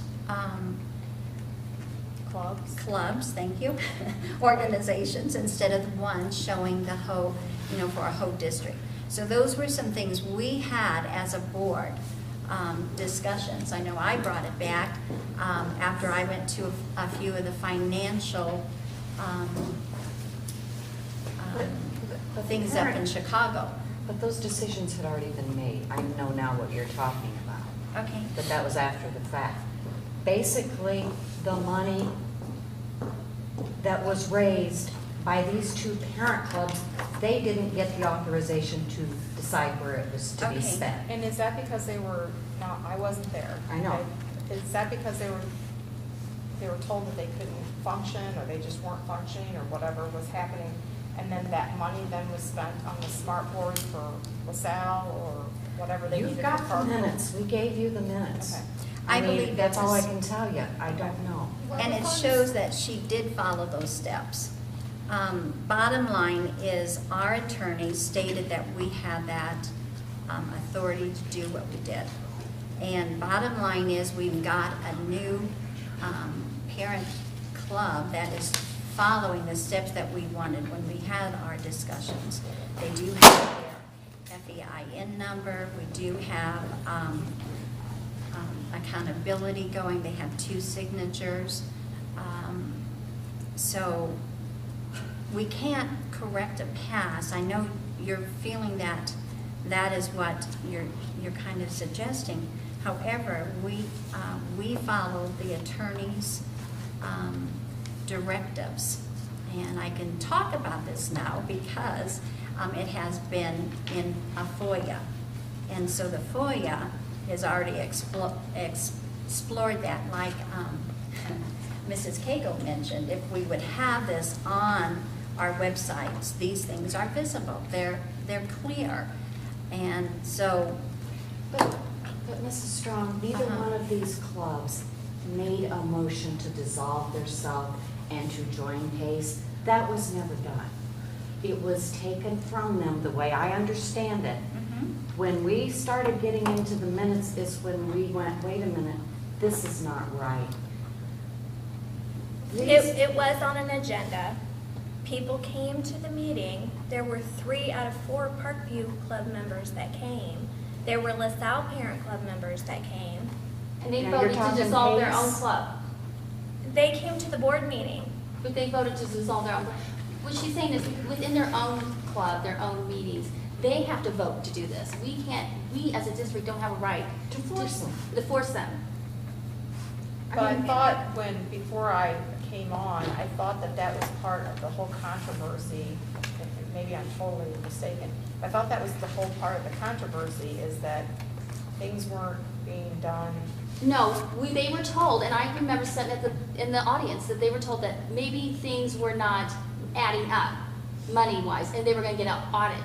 And that's what was said, that they're gonna get an audit, the money's gonna go into an account, it's not gonna be touched, and there will be an audit to make sure that all the monies was correct.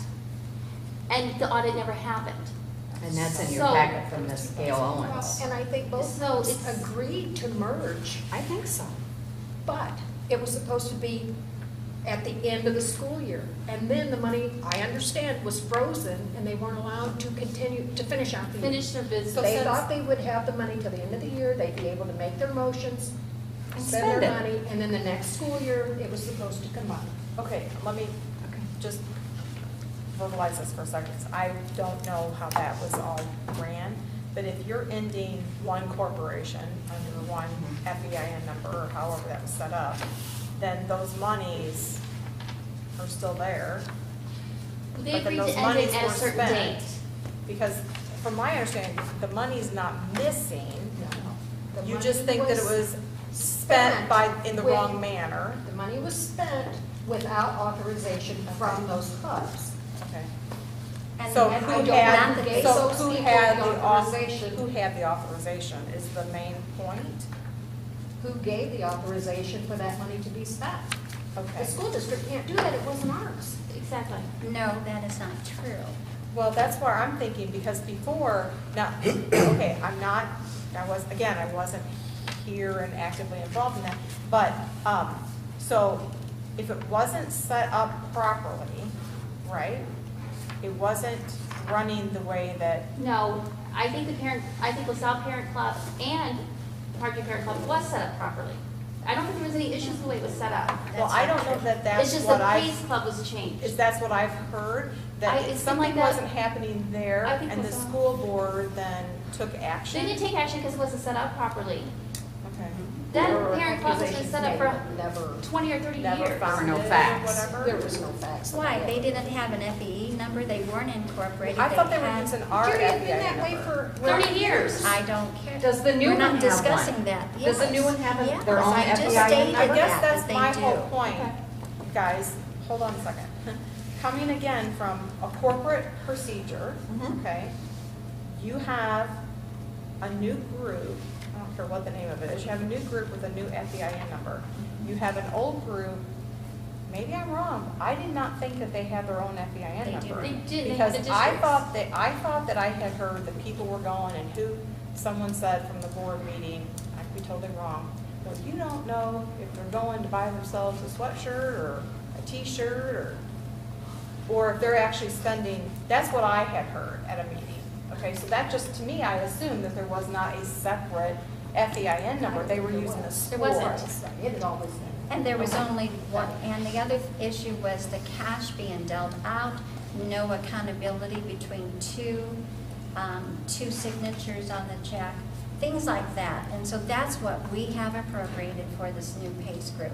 So going forward, we do have, the PACE group is set up going forward with their correct, I mean, they've got an FEIN number, they've got their board, right? And how I mean, I many haven't members been do to- they have? I have no idea. I don't think very many, because this is not gonna go away. We need to make it right. For the Because parents, money for the wasn't community. allocated correctly. Look from the corporate standpoint. You've got company A and company B. Right. Okay, they're gonna merge and make company C. You can't just go in there and take their money without their approval. And before the merger, I'm sorry, it does say we can. But is it From right? our attorney, it says that that is the policy. That is the right of the school board. I'm sorry to interrupt, but No, could you I'm please read sorry, that you whole letter? cannot. I'm sorry. yeah, This read is the not letter. for your I would like you to discussion. read the letter. I would like you to read the letter, Please because I sit didn't down. see the letter. So could you read the letter out loud so we know what you're talking about? I have not read that letter.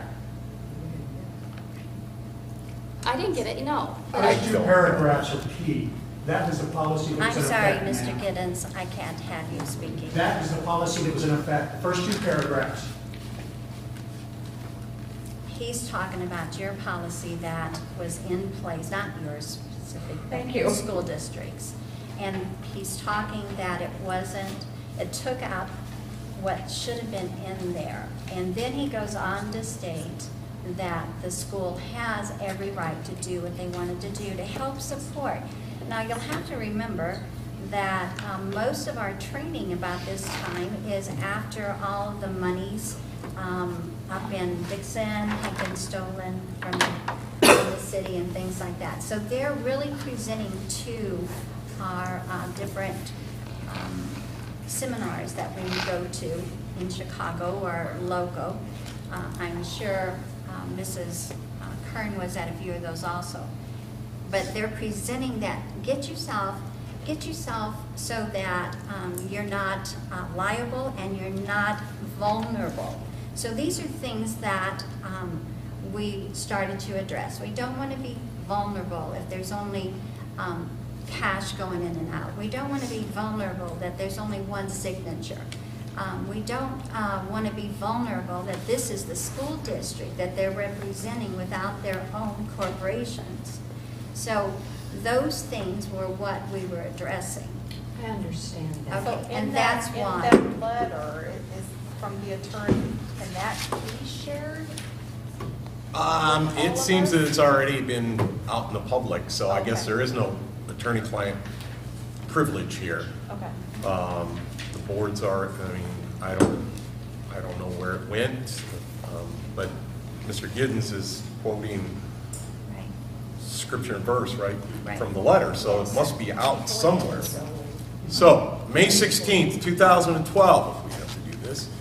Dear Ms. Davis, you have requested a written opinion regarding the authority of the Board of Education to regulate parent-teacher organizations and booster clubs, a PTO, associated with the school district, and to require verification of expenditures of funds those organizations collect. I want to stop right there. I had nothing to do with this letter, okay? I'm not involved in this. I don't know anything about it. And, you know, this is just something that I kind of inherited. and I'm just trying to help clear it up. Okay. Here. Typical school board policy manuals rely on policies recommended by the Illinois Association of School Board, the IASB. IASB has recommended policy number 8:90 in the form attached. The policy 8:90 regulates the relationship between the Board of Education and PTOs. It appears that Creve Coeur School Board has adopted policy number 8:90. However, the version of that policy currently contained in the school district policy manual has been modified to such an extent that all meaningful provisions pertaining to oversight of PTOs by the board have been eliminated. For that reason, I strongly recommend that policy number 8:90, currently contained in the district's policy manual, be replaced by the attached version of policy 8:90 recommended by the IASB. The version of policy 8:90 recommended by IASB provides that parent organizations are permitted to use the district's name, the name of the district school, the team name of any district school, or any logo attributed to the district, provided they first receive the written approval of the superintendent. The superintendent may consent to the use of district-related names and logos if the organization has bylaws meeting certain requirements imposed by policy 8:90. In particular, policy number 8:90 provides that the bylaws of a PTO must address the following matters. 1, the purpose of the PTO must be to enhance the educational experiences of students, either in the form of educational benefits or athletic benefits. 2, the PTO must operate under appropriate rules and procedures. 3, the PTO must agree to adhere to all board policies and administrative procedures. 4, membership in the PTO may not be restricted and shall be open to all parents and guardians of students, district staff, and community members. 5, acknowledgement that the district is not and will not be responsible for the business of the PTO or the conduct of its members.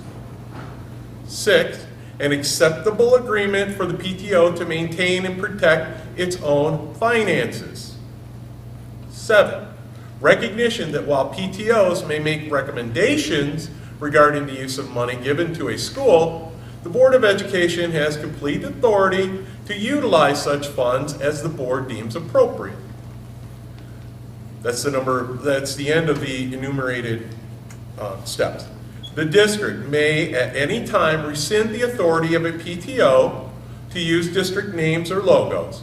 Furthermore, because the board has control of its facilities, it may restrict access to any PTO which fails to adhere to the foregoing standards. The superintendent is also required to designate an administrative staff member to serve as the liaison to any PTO sanctioned by the board.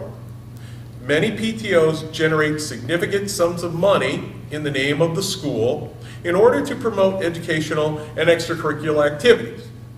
Parents and members of the community at large support PTOs because they trust and assume that revenues collected by PTOs are being properly accounted for and expended for the intended purposes.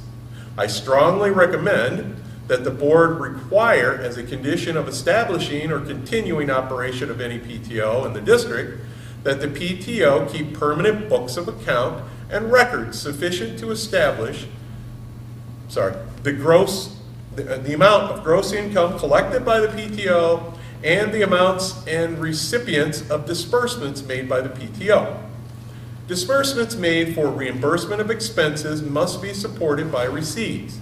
The permanent books of account and records shall at all reasonable times be open to inspection by members of the PTO and by the administrator appointed by the superintendent to act as liaison.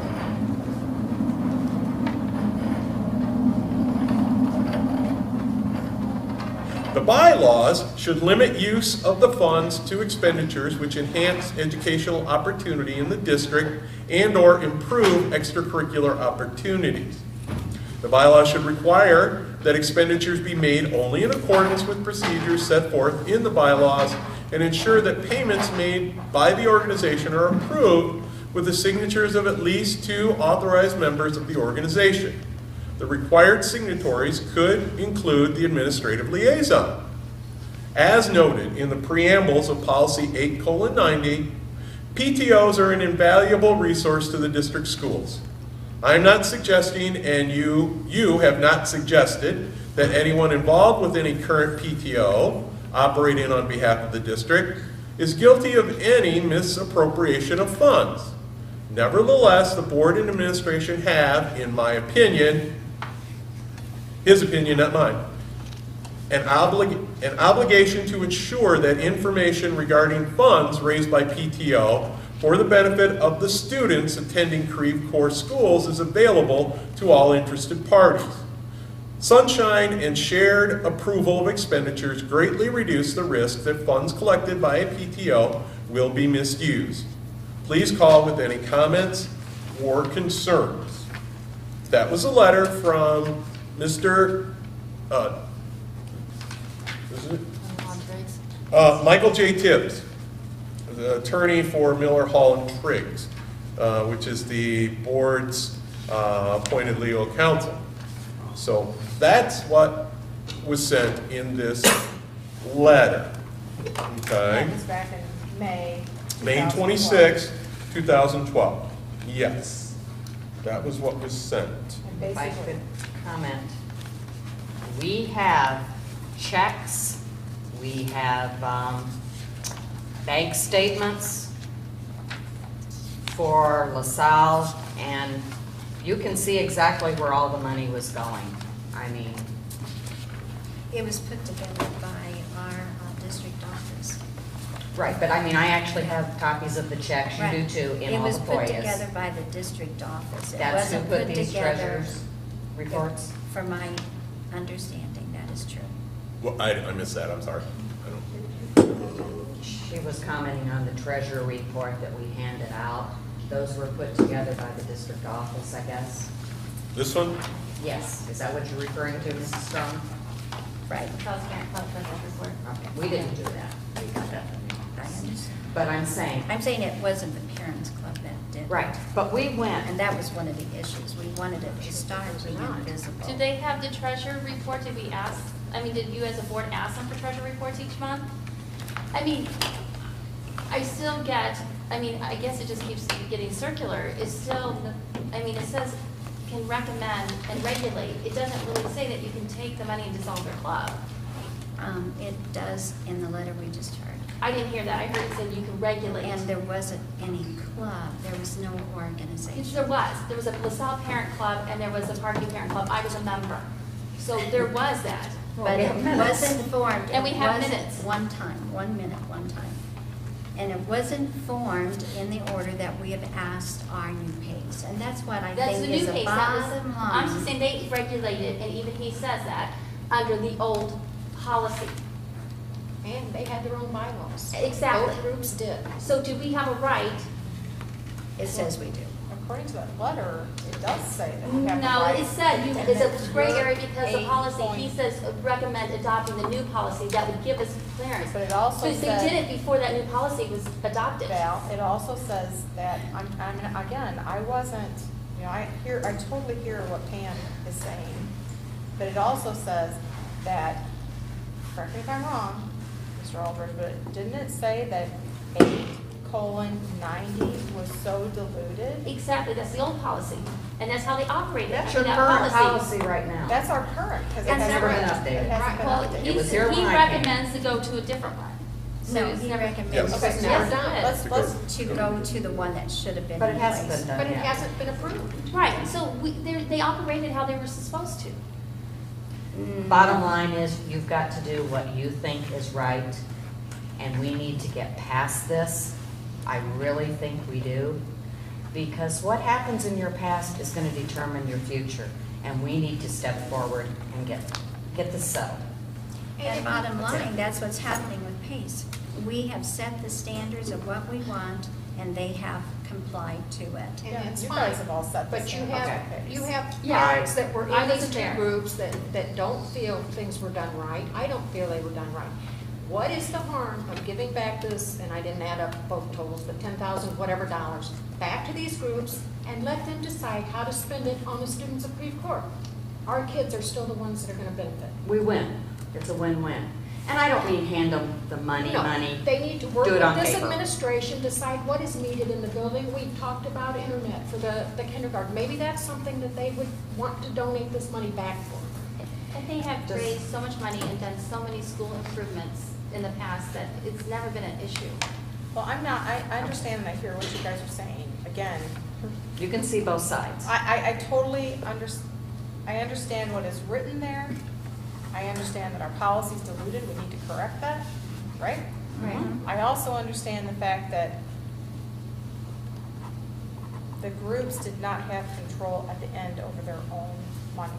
However, this money was used for the kids at the school, whether those two groups were able to vote on that or not. Right? What was the Yep. LaSalle money spent on that they didn't want it spent on? Because wasn't there one thing in the minutes? Because they voted to buy smart boards, and that's what And that's the what money was that spent money was on. spent Right there in the correct? minutes. That whole list I read of the expenditures that were not approved, all of that She was. gave you a list, it's right here. And Right. what she's saying is, what would they have not approved? Because it I was don't all know. spent I- on, it was all spent on children. But it It's wasn't- listed right but there who what has it's the right to spent decide on. what it's gonna be determined on? It should be those clubs that raised that money, that did the I fundraiser. hear what you're saying. Just wanna finish. Okay. To decide where the money should be spent. The school is not a fundraiser. You cannot really, as a school board, raise money and be a fundraiser. It's illegal. So we took money as a fundraiser and we took it and we spent it. Okay, I've got a comment. I know what that says, Disagreeing but I'm with just the saying devil's also advocate in policy. That's the school your cannot- opinion, It's not- not my opinion, go look It up in is your policy. opinion. Okay, Mrs. guys. Cagle had a hold on- comment. Hold on a second. This is something that's been a hot issue the whole time that I've been coming up here, and it's never been talked about. So let's all talk and talk calmly, but my thing is this, is that they approved, right? They approved the playground repair, right? Right. Exactly. That was $400 some dollars. They approved the 5,500 for the smart boards. Right. Right? And the $2,200 for the picnic tables, but that doesn't apply because. They hadn't were been never- donated or something? Right, so the money Okay, was not. so play the devil's advocate here. I mean, I want to understand this, because I'm sick of talking about it, okay? I mean, I'd like to get to a decision at some point. Okay, so LaSalle, on their report here, they spent that $5,500 for the smart boards, they spent that. Correct. Whether it was the school board took that back and spent that, or, right, am I saying this right? Or Right, the and club, they took that because from the they, total. they took that. Okay, so there was $11,000 at Okay, the there's beginning, and I took $11,000. off the authorized expenditures. This amount that I gave you is the amount that was spent without ever being approved at a parent club meeting.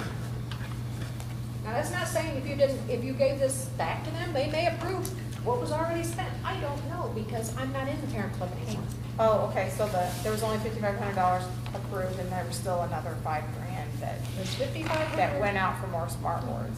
No. No, other it went out things. for all different No, kinds of There's things. smart boards and No, installable boards and she- laptop boards and another thing for smart That boards. was all smart boards. That, Okay. 95, 96, and 97. See, I'm not trying to be a jerk, don't get me wrong, I'm just trying to totally get what the crap you 1195, guys are talking about. 1196, and 1197 are Right. all related to the smart boards. To It's the- installation, it's laptops to go with them. But this one was the one that it wasn't approved, right? It was 1,200. Last one. Right. That was Okay. to clear out the account, and like some of this other stuff was not ever approved. Okay, all right. But I what get was what you're saying. approved was, if you look at Maybe that the, would help you. Well, I like the fact that you read this out loud. Thank you. Well, and if I could, Brenda made the comment, all the money was spent on the children of Creve Coeur. That was exactly where I was going when we started this. Honestly, I wanted to show that there was no missing money, there was no misappropriated money. It was all spent on the kids of Creve Coeur. And that is still the fact. But the more we started looking and the more we started finding the minutes, it's just not right. They didn't get to spend the money and they should have. That's when I turned. And I do have Parkview's last minutes that I didn't include. If anybody wants a copy, you're more than welcome to them. It's not the same thing because they operated for a whole year. So I couldn't just cut that off. Parkview Parents Club was still operating for that whole year in there, and so it was, well. It's not operating. Ask Mr. Jokic. Well, We were not operating for a year. But there should have been checks sent out there. If it wasn't operating, there's no checks. South sent out. Everybody's talking over there. We are at the board meeting, so it's the board that is discussing one at a time, please, though, respecting each other. Okay, so if checks, it wasn't operating, say it wasn't operating, then how did checks get spent out of their account? I was told, this is what I was told to do. I was told to keep writing checks out of that account. I did deposit money because Pace did not have an account yet. Some of these checks from fundraisers were from the previous year. Yeah. Previous year. okay. From That's very Kitty Bars informative. from February of the previous year. We did not have a fundraiser. So then it's all their money. If Pace did not, and then it all went into Pace. So then all all the of the money should money- have been the other parent clubs. It was never Pace's money they raised. We never, but, yeah. Why are they two separate? That's what I don't understand. Why were they guess I'm two separate? confused. I Yes. think part of it is because, you know, I think you're right, they were gonna dissolve it, but part of it was is they were, the audience, the public was told, no money was gonna be spent, there was gonna be an audit, and then they would decide what to be done with those But monies. even like And at that's why I think Halloween, that's part Pace of it. didn't have an account, so when I went and got stuff for the Parkviews, I bought juice boxes for LaSalle because Pace didn't have an account yet. I was just doing what I was told, By whom? which was by Mrs. Davis. I was told to spend the money in the account. Okay, hold on a second. But as a parent on, On the parent club, not as a board as member. a board member, right? I did not write checks as a board member, and as soon as I had to have a co-signer, I co-signed checks.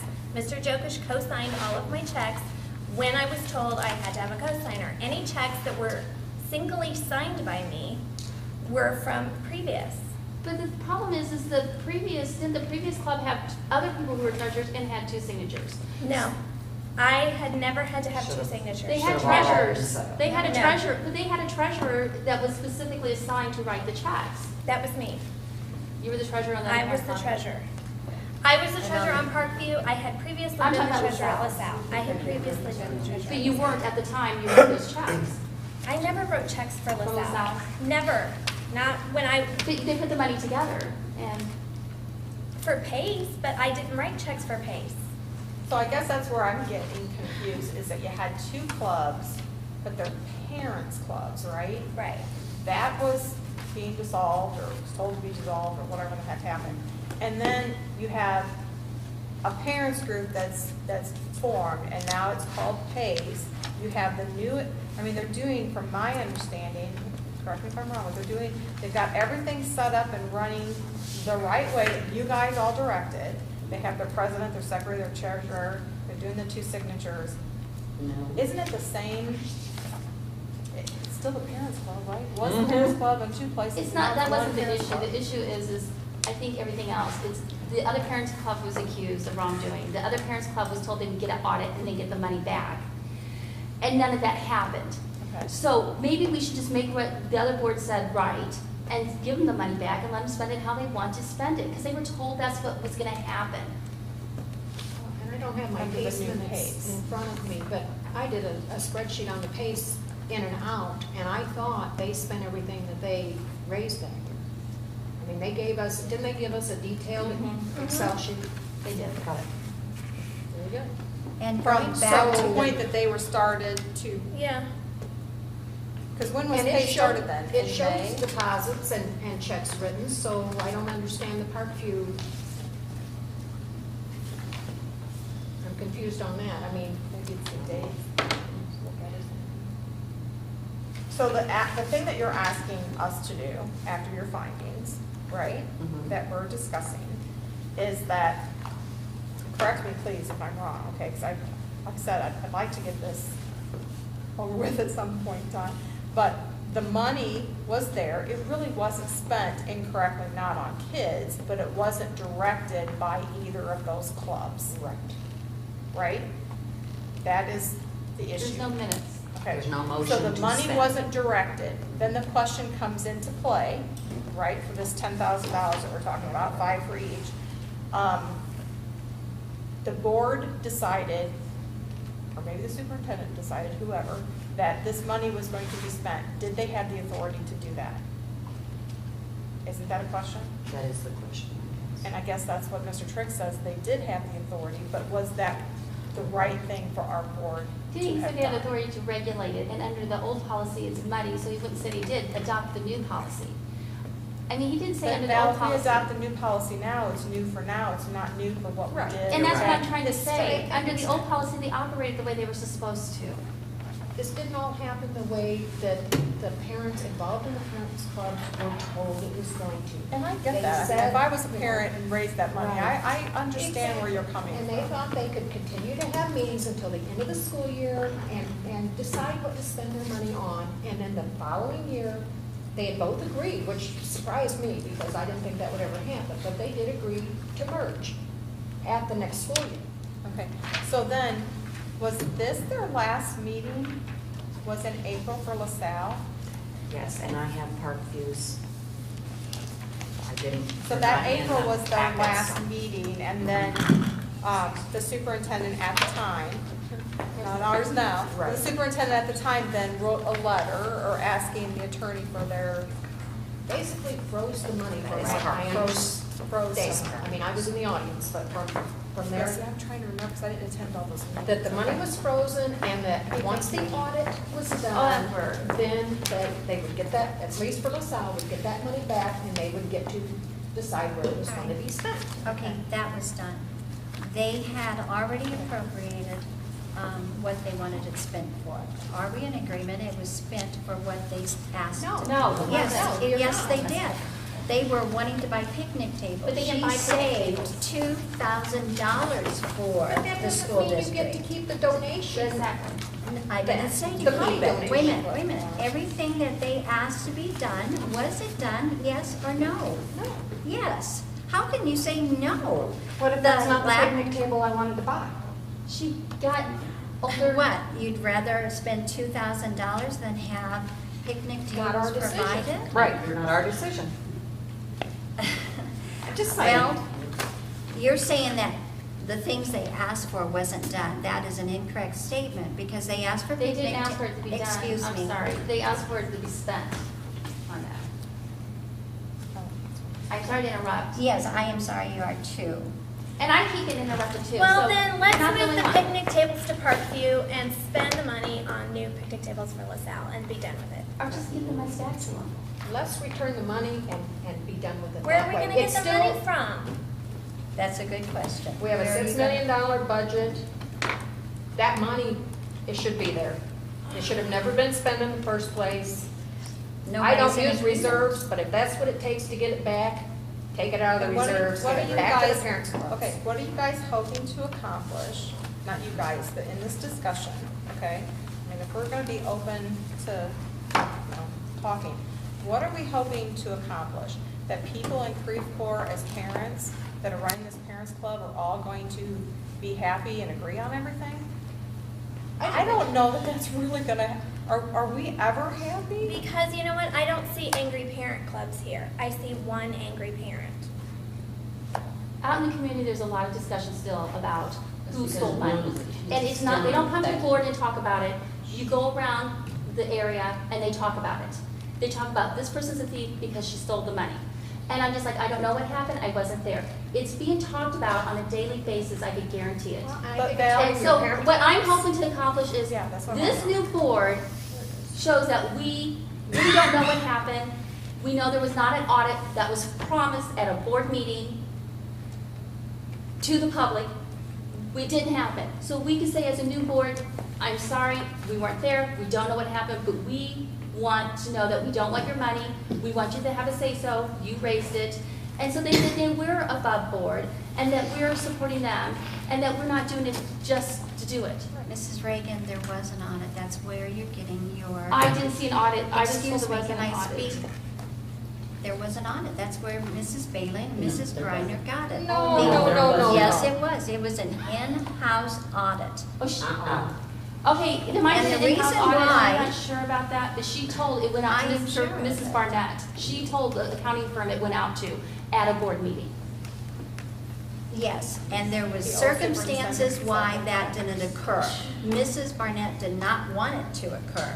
So therefore, it was taken, the information was all processed through our treasurer, and the treasurer is who you've gotten those reports from. Our school treasurer? Yes, Bookkeeper. the bookkeeper. Oh, Well, that's not an official audit. That's I what trust you're her with going off of it. everything, but, That's what you're going off of. Okay, then, okay. Gail Owen says in her letter that we have the right to have it audited. If that's what we want to do is waste more money on an audit, I'm game for that at this point. If that's what it Professional takes to auditor. get it straightened out. But you guys just did your own Yeah. I'll tell you what, you ladies, I commend you because your finance information just amazes me. And I'm not trying to be a smart aleck, okay? But with the way you guys look at that stuff and ask the questions, I'm not good at that type of thing. And I think you guys do a great job of that. But you guys just did this, so you kind of did your own, even though you're not auditors, you kind of did your own audit. Mhm. The money was not, there was nothing that was stolen, right. right? Shouldn't say that. There was nothing that was Misappropriated. misappropriated, but it wasn't agreed to by It's the, not spent appropriately. the two In- That's misappropriated. I'm out. Okay, all right. Well, I just want to understand where we're all coming from, okay? Because Let me explain, and maybe it's not pertinent, but when Bingo folded, this was like a parent club. We had meetings, we had minutes, we fundraised every Sunday for 10 years. We had thousands and thousands is of that why we dollars. had the $6 million? And That's Now you have probably sports. Okay, but when Bingo folded, when we said it was time to stop, we had a meeting at Parkview. The gym was full. We made sure, or the cafeteria, we made sure everybody knew about it ahead of time. There was a motion made, there was a motion seconded, what to do with that money. Everybody agreed. We gave the money to District 76 to be specifically used for extracurricular activities. Now, having said that, Judy Brandon, that was our secretary, she gave the checkbooks to Shelley, but she had to have her signature to pay a bill until all of that money was gone. Okay. One of us had to go up and co-sign that check, and that's how that organization was finished. Everything was above board, it was out in the public, this is what we're doing. I guess part of what I wanted to make sure that was out and open is that the money wasn't misused. And I'm saying that by, I understand that you guys are saying it was because it wasn't agreed upon by your board, those two groups. But the money just didn't disappear. Because I've heard a lot of things that this money disappeared and we took the money and it disappeared. There are trails on how it was spent, and it was spent on the kids, I guess is what I'm saying, right? So there's not Well, like, from the there wasn't a information trail. that we found. Okay. Okay. There might be a little bit of the trail missing, but we can't find it, so. Right. And I think we've talked about that in the past, that, It's hard to put it all back together. yes. Well, Because even it is so long ago already, so long ago. Okay. Even the parents you're talking about, that list that I saw of parents, and I can't locate it right now, but most of those are on the Front page, I think. front page. In attendance? Yeah, most of those, no, there was a list Oh. of who was currently on the LaSalle Club. And most of those are still present. They're still functioning through Katie's. So for you to say, well, we need to call all those, here it is, we need to call all of those together, Most of them are already on there. 2 of them aren't. So, But we're not deciding anything tonight, right? This is just an open discussion, discussion yeah. amongst us all, because this has been going on for a long time, and Yes, let's and we need ask to as get many past it. questions as we can. But I would Right. like to see it on the next agenda or a special meeting. I We agree. need to get it resolved, and I agree. if we keep putting it off, it's not getting any better. I would like it on the next agenda. I believe it's been resolved. It was on the attorney's letter that these are things that should be done. And so it was resolved. You're saying it wasn't spent for what they wanted? Everything they wanted on their list, it was spent for. And there was savings, so there was Then who more decided spent what on the extra children. money was spent on, Judy? It was dispersed. That group had dispersed. There were poor relationships going on. You know that. And there was no way that there was going to be a good interaction. So it was addressed. It has been done appropriately. They got what they asked for. And then the monies was spent on children. We've got a new PACE club that is formed a way that we should want it for the protection of not only our parents, but for the protection of our students. Thank God this isn't gonna happen again, basically. Yeah, I mean, except we need to get that You know it's not gonna happen 8.901. again? What Yeah. happens if the next board comes along and says, you guys got poor relationships, we're gonna take your money? No, it's I'm just, policy 8.90. I'm just saying, you just said they had a poor relationship, Because so. No, I didn't say with the Hasn't been board. updated. I have no problem with anybody that, because I wasn't in attendance probably. But it wasn't with the board necessarily, and we know who it was with. I think you voted to dissolve that club, No, there was never a motion made to dissolve the club. but they talked about it, and you were at the All they meeting. did was they,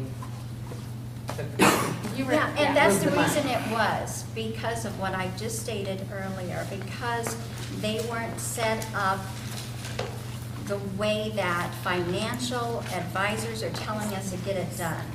To way to protect the district, the way to protect the parents club, to encourage the forward move of our parents organization. I understand that, and that's why they were set up for the following year to be properly set up, but that's not why the money was taken away from them. Everything that they wanted, they got. Okay, so what do we do at this point? Because there's, I don't feel that I need to go home and reread this stuff. I understand that the attorney's letter says what it says. We've got some work to obviously to do around that 8:90. Definitely don't want to have to talk about this for the next 2 years, so. Right. We've got better things to be working on. Not better things, I understand that that's an issue, so more things. we have more things that we need to attend to. Not better things, but we have more things that we need to attend to. The only thing I can think of is go ahead and put it on the agenda. You make a motion, and the vote is what it is. I don't know what else to do. We've tried to clarify as much as we could. Maybe we could have done a better job. I don't know. We gave you a recommendation. I think that you've given us a lot of information. I also, the attorney's letter to me is interesting. I'm very glad to hear that this money just didn't come up flipping missing, is what I had thought, that we had a bunch of money that was just missing. And to see that it was actually spent, and I've never FOIA'd any of this, Right. and learning as I'm going here, so, but, like I said, this is discussion tonight, right? Right. I mean, you'll even notice on the Parkview minutes, it says next meeting, 2012-2013 school year. It was like, you were going to have one last meeting.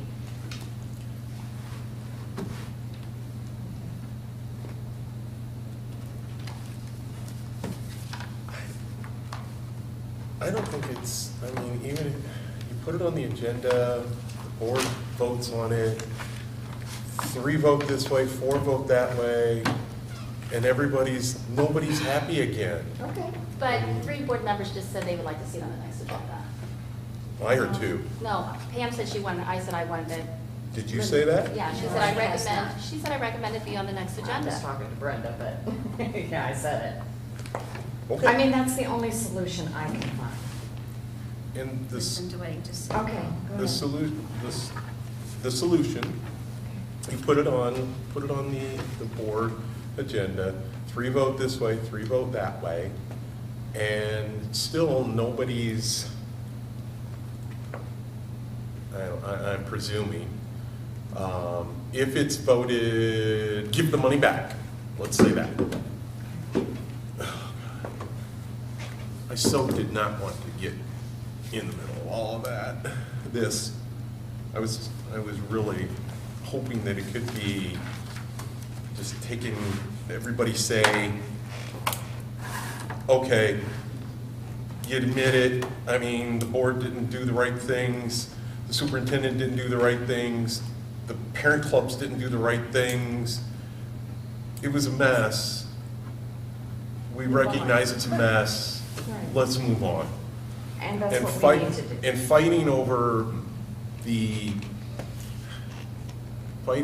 let's, I don't want to go there. Let's say the board says, okay, let's give it back to these groups of people, or give it back to the 2 clubs that may or may not be dissolved. Because who the heck knows at this point?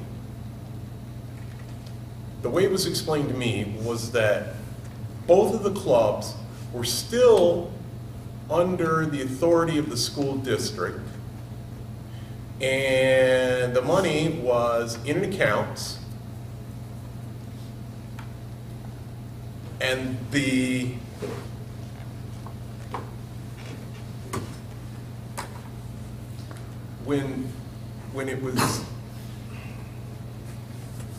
when they stopped meeting, or were told to stop meeting, I don't know, when they were told to stop. The district, I don't know if it was a board or not, I don't know who did what anymore, but the district had the money, but it always had the money, because it was always under the school district's FEIN? authority. But it was in a separate checking account, or Yes. it was not in the district checking account. Yeah, it's in the separate.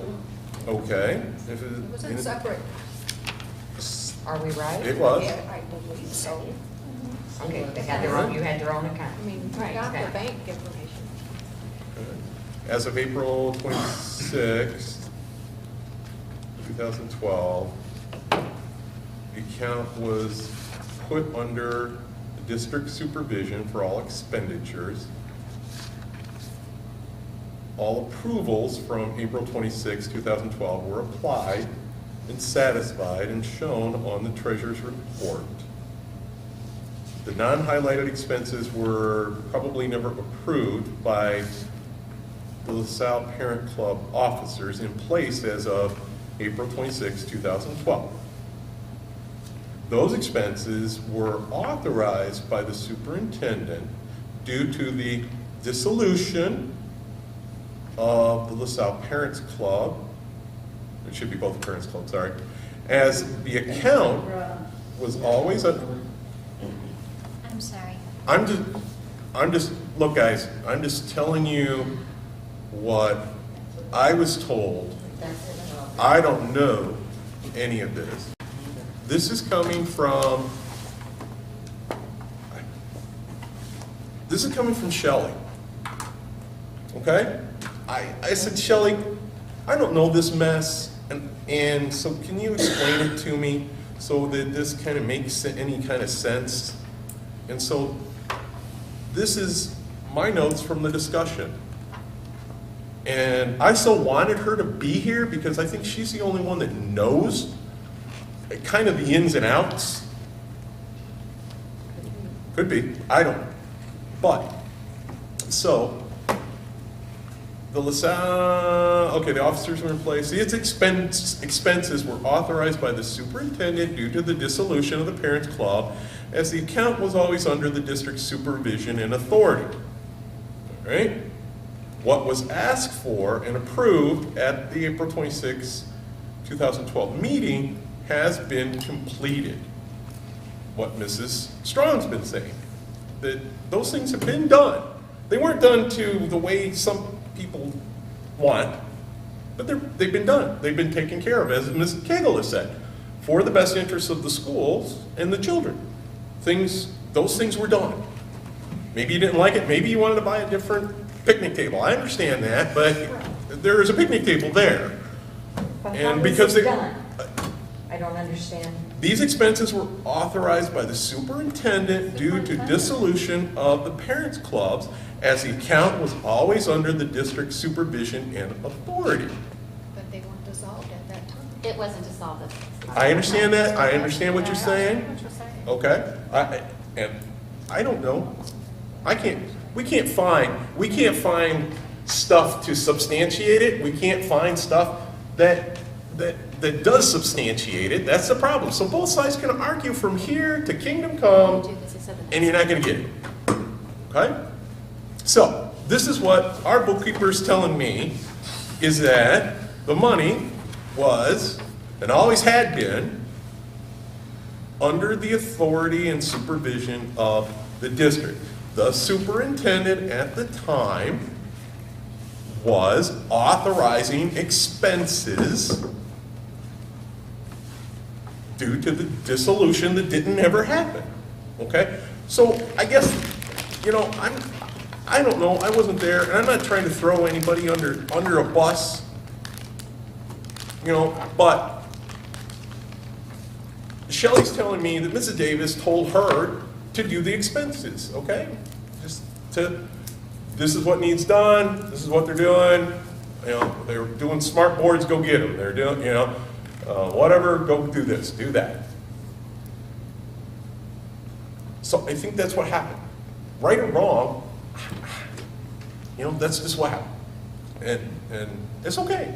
It's not okay, but it's okay that it's out there. Because it's not putting anyone in a bad light.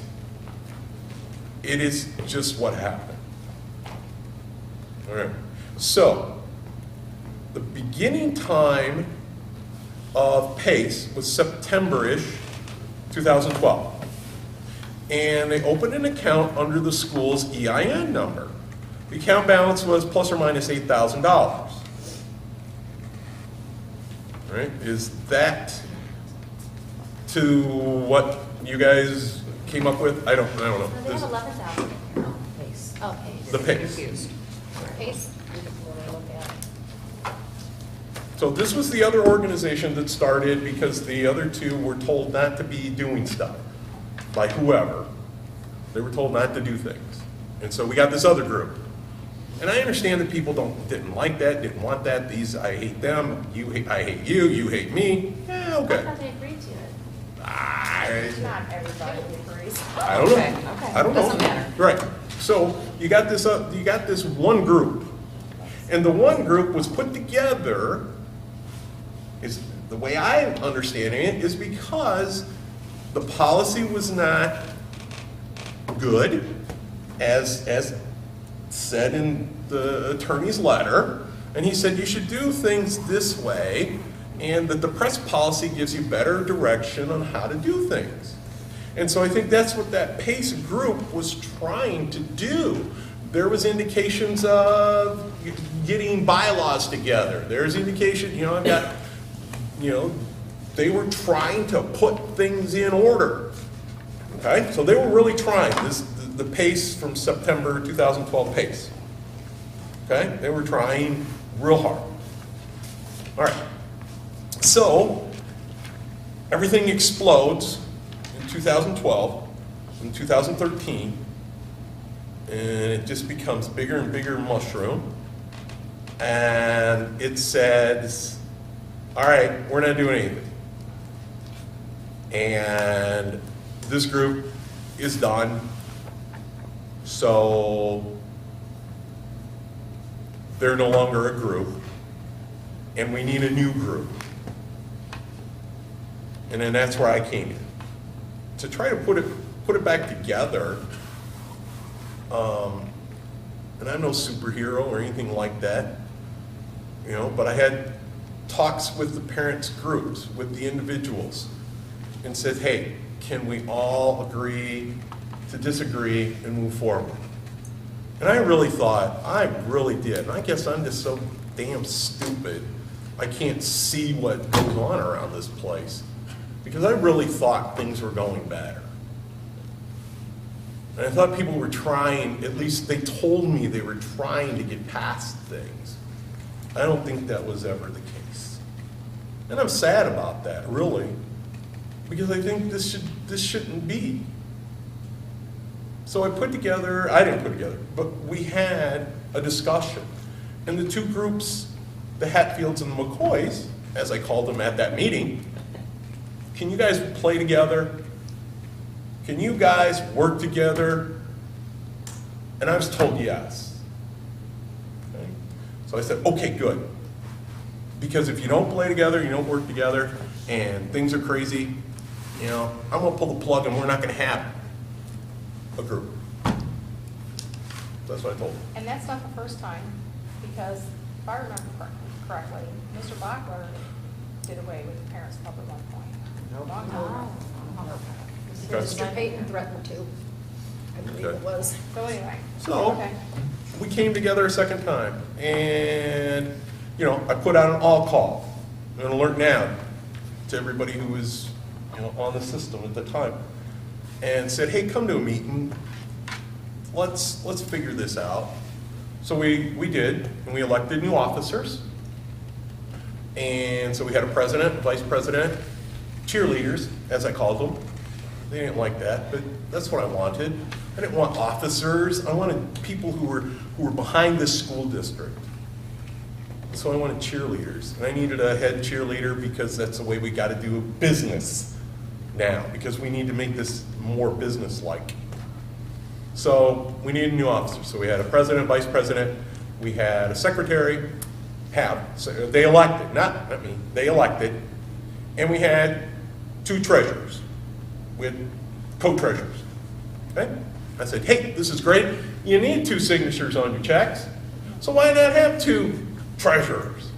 That seemed, to me, I thought that was a good idea. I'm beginning to doubt my ideas around here, so I don't know what's good anymore. I can't figure this out. Not just this, but everything else. So we had this meeting, we had officers, and I said, okay, you need to get your own EIN number. You need to incorporate as a not-for-profit corporation. You need to have your own banking, and you need to have bylaws, and you need to, you know, have this and this and this, and, you know, here's how I want to see it done, because that's what the attorney's letter was saying is how things should be running. So I tried to put that into place. Now, everything is not completed, but the important things, I think, are they have their own number, they have their own bank account, and they are incorporated as a not-for-profit corporation, and they just applied for their tax, the Illinois State Sales Tax Exemption, so that they can buy stuff without having to pay sales tax. Okay? So all of those things have been either done or is in the process. They've raised money, they've paid stuff, they've done things, and they are a functioning group. I understand that maybe some people don't like that, and maybe they just don't like the people on there. I don't know. And they want to be the ones in charge of everything. You know, I don't know. But taking up and wasting all of this board's time is getting to the point, like Ms. Cagle said, it's getting to the point where we just need to stop. So, that's the history that I know. That's, you know, right or wrong, somebody else's version, you don't agree, you're shaking your head no, you don't, you know, you're giving me the finger, and this is going, you know, that, and, you know, people throwing stuff, and, you know, hey, I don't know, this is just what I'm told. So, be mad at me. But this is where we're at. And now, So the board votes, and they vote to give the money. Give the money to who? How do we know? Who are we going to give it to? Who are we going to give this to? How are we going to keep track of that money and this money over here? How are we going to, you see where I'm going with this? Yes and no. Okay, all right. Well, you might See be where I'm going with this? surprised. This is going more and more and more and more, and it's never going to end. Because the Hatfields are going to say, that's our money, you shouldn't have it. You're saying, we have the right to have this money, the board voted. Yeah, but you're stupid, you don't know what you're doing with your money. And it's not going to go well. Now, you vote to say, no, we don't want it, we're going to go forward from here out. What's going to happen? You don't listen. You don't do anything right. You don't listen to us. You don't think the community knows it. Blah, blah, blah. And it's not going to end. And it can be brought up when there's an election. Okay, I don't care. What's the solution? I don't know. I don't have it. I mean, this is the best we could do. I don't have it. Yeah, no. I'm not saying it's wrong. I'm just trying to envision what I the think we all possibilities are understand. after being here for a couple months. By what he has said, I mean, we all understand it, but we hear what he said, that the superintendent directed that those monies be spent. I got that. We have a letter that says, whether we agree or not, Shane didn't write the letter, or Mr. Aldridge didn't write the letter, that he's basically saying that she had the right to spend that money, whether we agree with that or not. I don't think the letter said that. I don't interpret it that way. It says regulate. She has the right to regulate the money. You're not an attorney, and I'm not an attorney. No, What but- did the letter say, Mr. Aldridge? I have, Mrs. is in there. Did it I just say- where she has the right to spend the money. Hold on. I mean, I understand. I know, but I didn't hear that Let's get that first paragraph And out you know, there. we kind of also have a board member that's being continually thrown under the bus about this. So maybe we just give the money back, that's going to be resolved. You know what would really be nice? If you took the McCoys and you took the Hatfields and you let them choose to spend their money and they gave it to the Smith family pace. It would be, but that would be their choice. That would be their choice, But not ours. who's the old, I mean, Well, that's not I would right. invite anybody that attended the meeting in that past year, the last year, give them one meeting to decide where it's being spent and be done. That's not right.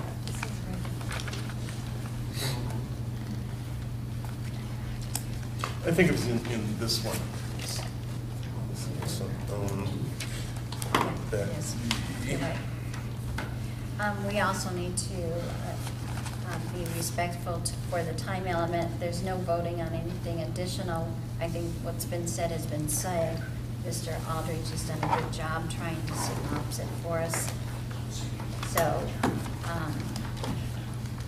Right. let's say at 9:15, we're calling for a motion. what does it say there? The superintendent may consent to the use of district-related names and logos and have bylaws. Policy provided, the bylaws of PTO must address the following manner. Okay.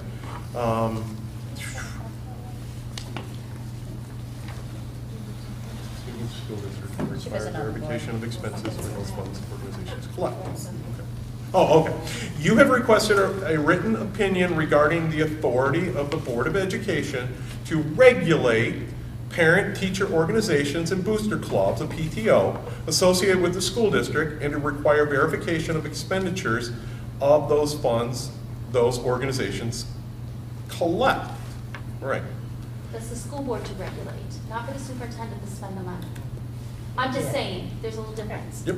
I And it agree. might be in there later that she could, after it needs to be taken, that she needs to disperse it, I don't The know. version of the policy currently contained in the district's policy manual has been modified to such an extent that all meaningful provisions pertaining to oversight by the board have been eliminated.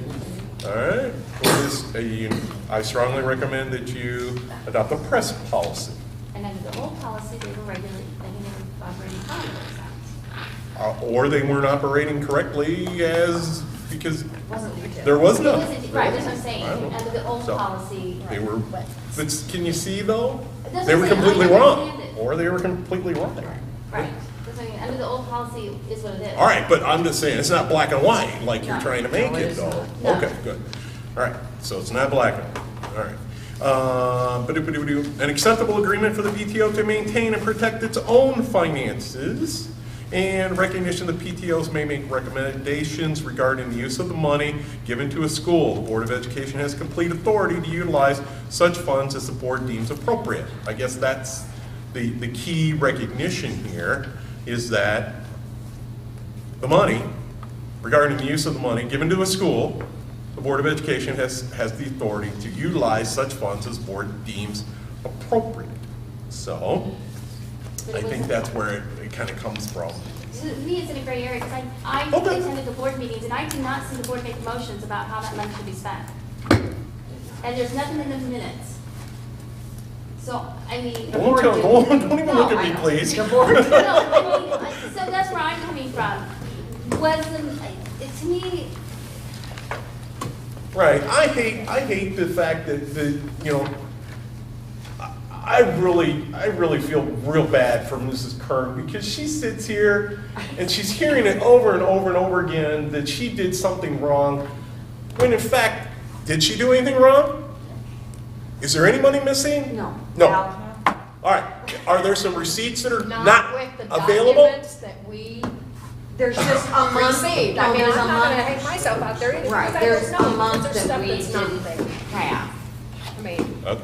I don't have anything, I turned everything in. I know, there I- was just a we've month. got that what we we didn't got. have. I'm Somebody just says saying, that. instead of her being thrown under the So- bus every time, just give the money back and it's done. it still goes to the kids of Creve Coeur. It's a Exactly. win-win. That's what I said earlier. I know, okay. You're Okay. better need to be said, wait, 15. is it going to be on the next agenda then? I still want it on the I next do agenda too. for a vote. Just get it over with. It's either do that, okay, it's either do that, Board of Education, either put it on, you have 3 members who have requested an item be placed on the agenda, okay? You either place it on the agenda, or those same 3 board members have the right to call a special meeting just for that issue. So, though, I mean, that's the way it's been brought out, those are your options, Board of Education. All right? And if the 4th member doesn't show up for their special meeting, there is no board meeting. You can't conduct business. That's Right. right. Right. And as was brought out in the synopsis, this conversation needs to be, I personally need to just go back in prayer, because as he mentioned, when it's brought to a motion, like you're asking for, what is your result going to be different? Well, with What all is- the wait a minute, wait a minute. information we gave you, I'm hoping maybe. Did you not listen to us? We felt that. We followed what the lawyer said. We felt that she had the right. We felt we needed to protect not only our parents, but the district more. And they spent the money for what the last meeting said to spend it for. So, Who's we? Can I ask? what? You said we felt that she spent it right. She The did board, it. the No, board. not this board. We- Not this board. I'm saying the board that was in place. But it wasn't voted at the board Because- table, so how do you know that? Because everybody wanted to go forward with a pace that had their own number, had their corporation, had their other ducks in order that was requested. I'm just saying it wasn't done at the board table, so you can't speak for that board. Well, it was, because we gave the superintendent the right to, I believe it was $25,000 to appropriate until she came to the board. Do you remember that? That's district funds, Oh. not PACE. What? It doesn't I mean, matter, ARPA it's funds. still, in that office, she was the CEO. She's the superintendent of the She district. was the CEO. And so she was given that opportunity to make. But if you would listen to what was spoken today, I don't believe what you presented, we are surprised at. There is nothing we're surprised Okay, at. so with what we presented, that didn't change your mind on how you looked at things? At this moment, if I was to vote, at this moment, I'd say no. And that's why I said I need to go back and just pray. Maybe. Because I don't see a solution here. Maybe So, prayer is the answer. Will the motion be on the next agenda, or do we need to call a special meeting? either way, you can do it. Well, you're the president, you need to let us know. So we decide. I mean, Okay. I think we're all good if it's on the next agenda and it won't be pulled, but otherwise we'll have to schedule a What do special you meeting want as a motion? to return the funds to these parent clubs. Okay, Let them can we- decide. How about we take, I'm just throwing this out there as an option to get past this, so we're not here till 11 o'clock. Yeah, rolling. Um, It's fast. How about we take 3 days, all right? 3 days to think about things. Have a motion, okay? Put together a motion. And with that, within that 3 days, then that gives Mrs. Strong some time to think about it rather than have to make a snap decision, okay? And we do this as you send it to me individually, okay? So it's not a board meeting. Correct. Okay, so it's an informational. You send me what you're thinking about, what to be on the board agenda, right? So that we don't get in all this trouble. Right. Because I can see trouble brewing. And we get to the resolution, whether it's through if we have the motion, and whether it's through a special meeting, or whether it's through an item on the next regular meeting, it's gonna get done. Does it sound okay? Is that fair to everybody? I like the That's 3 what I'm days. asking for, is just one or the other. I mean, it doesn't matter to me. I'm trying How it to comes up, it just needs to be think on an through it, agenda. and trying to make it as unadversarial as possible, So that's what I'm I have no hoping problem with for. that. Okay, so Okay. we have a motion for adjournment. I'll make a motion to adjourn. Second. Thank you. And I talked way too much. I didn't want to go into all of that. Roll call, please. Linda Bailey. Aye. Pam Griner. Aye. Brenda Cagle. Aye. Val Reagan. Rebecca Kern. Aye. Judy Smith. Yes. Motion carries. Thank you, Board of Education.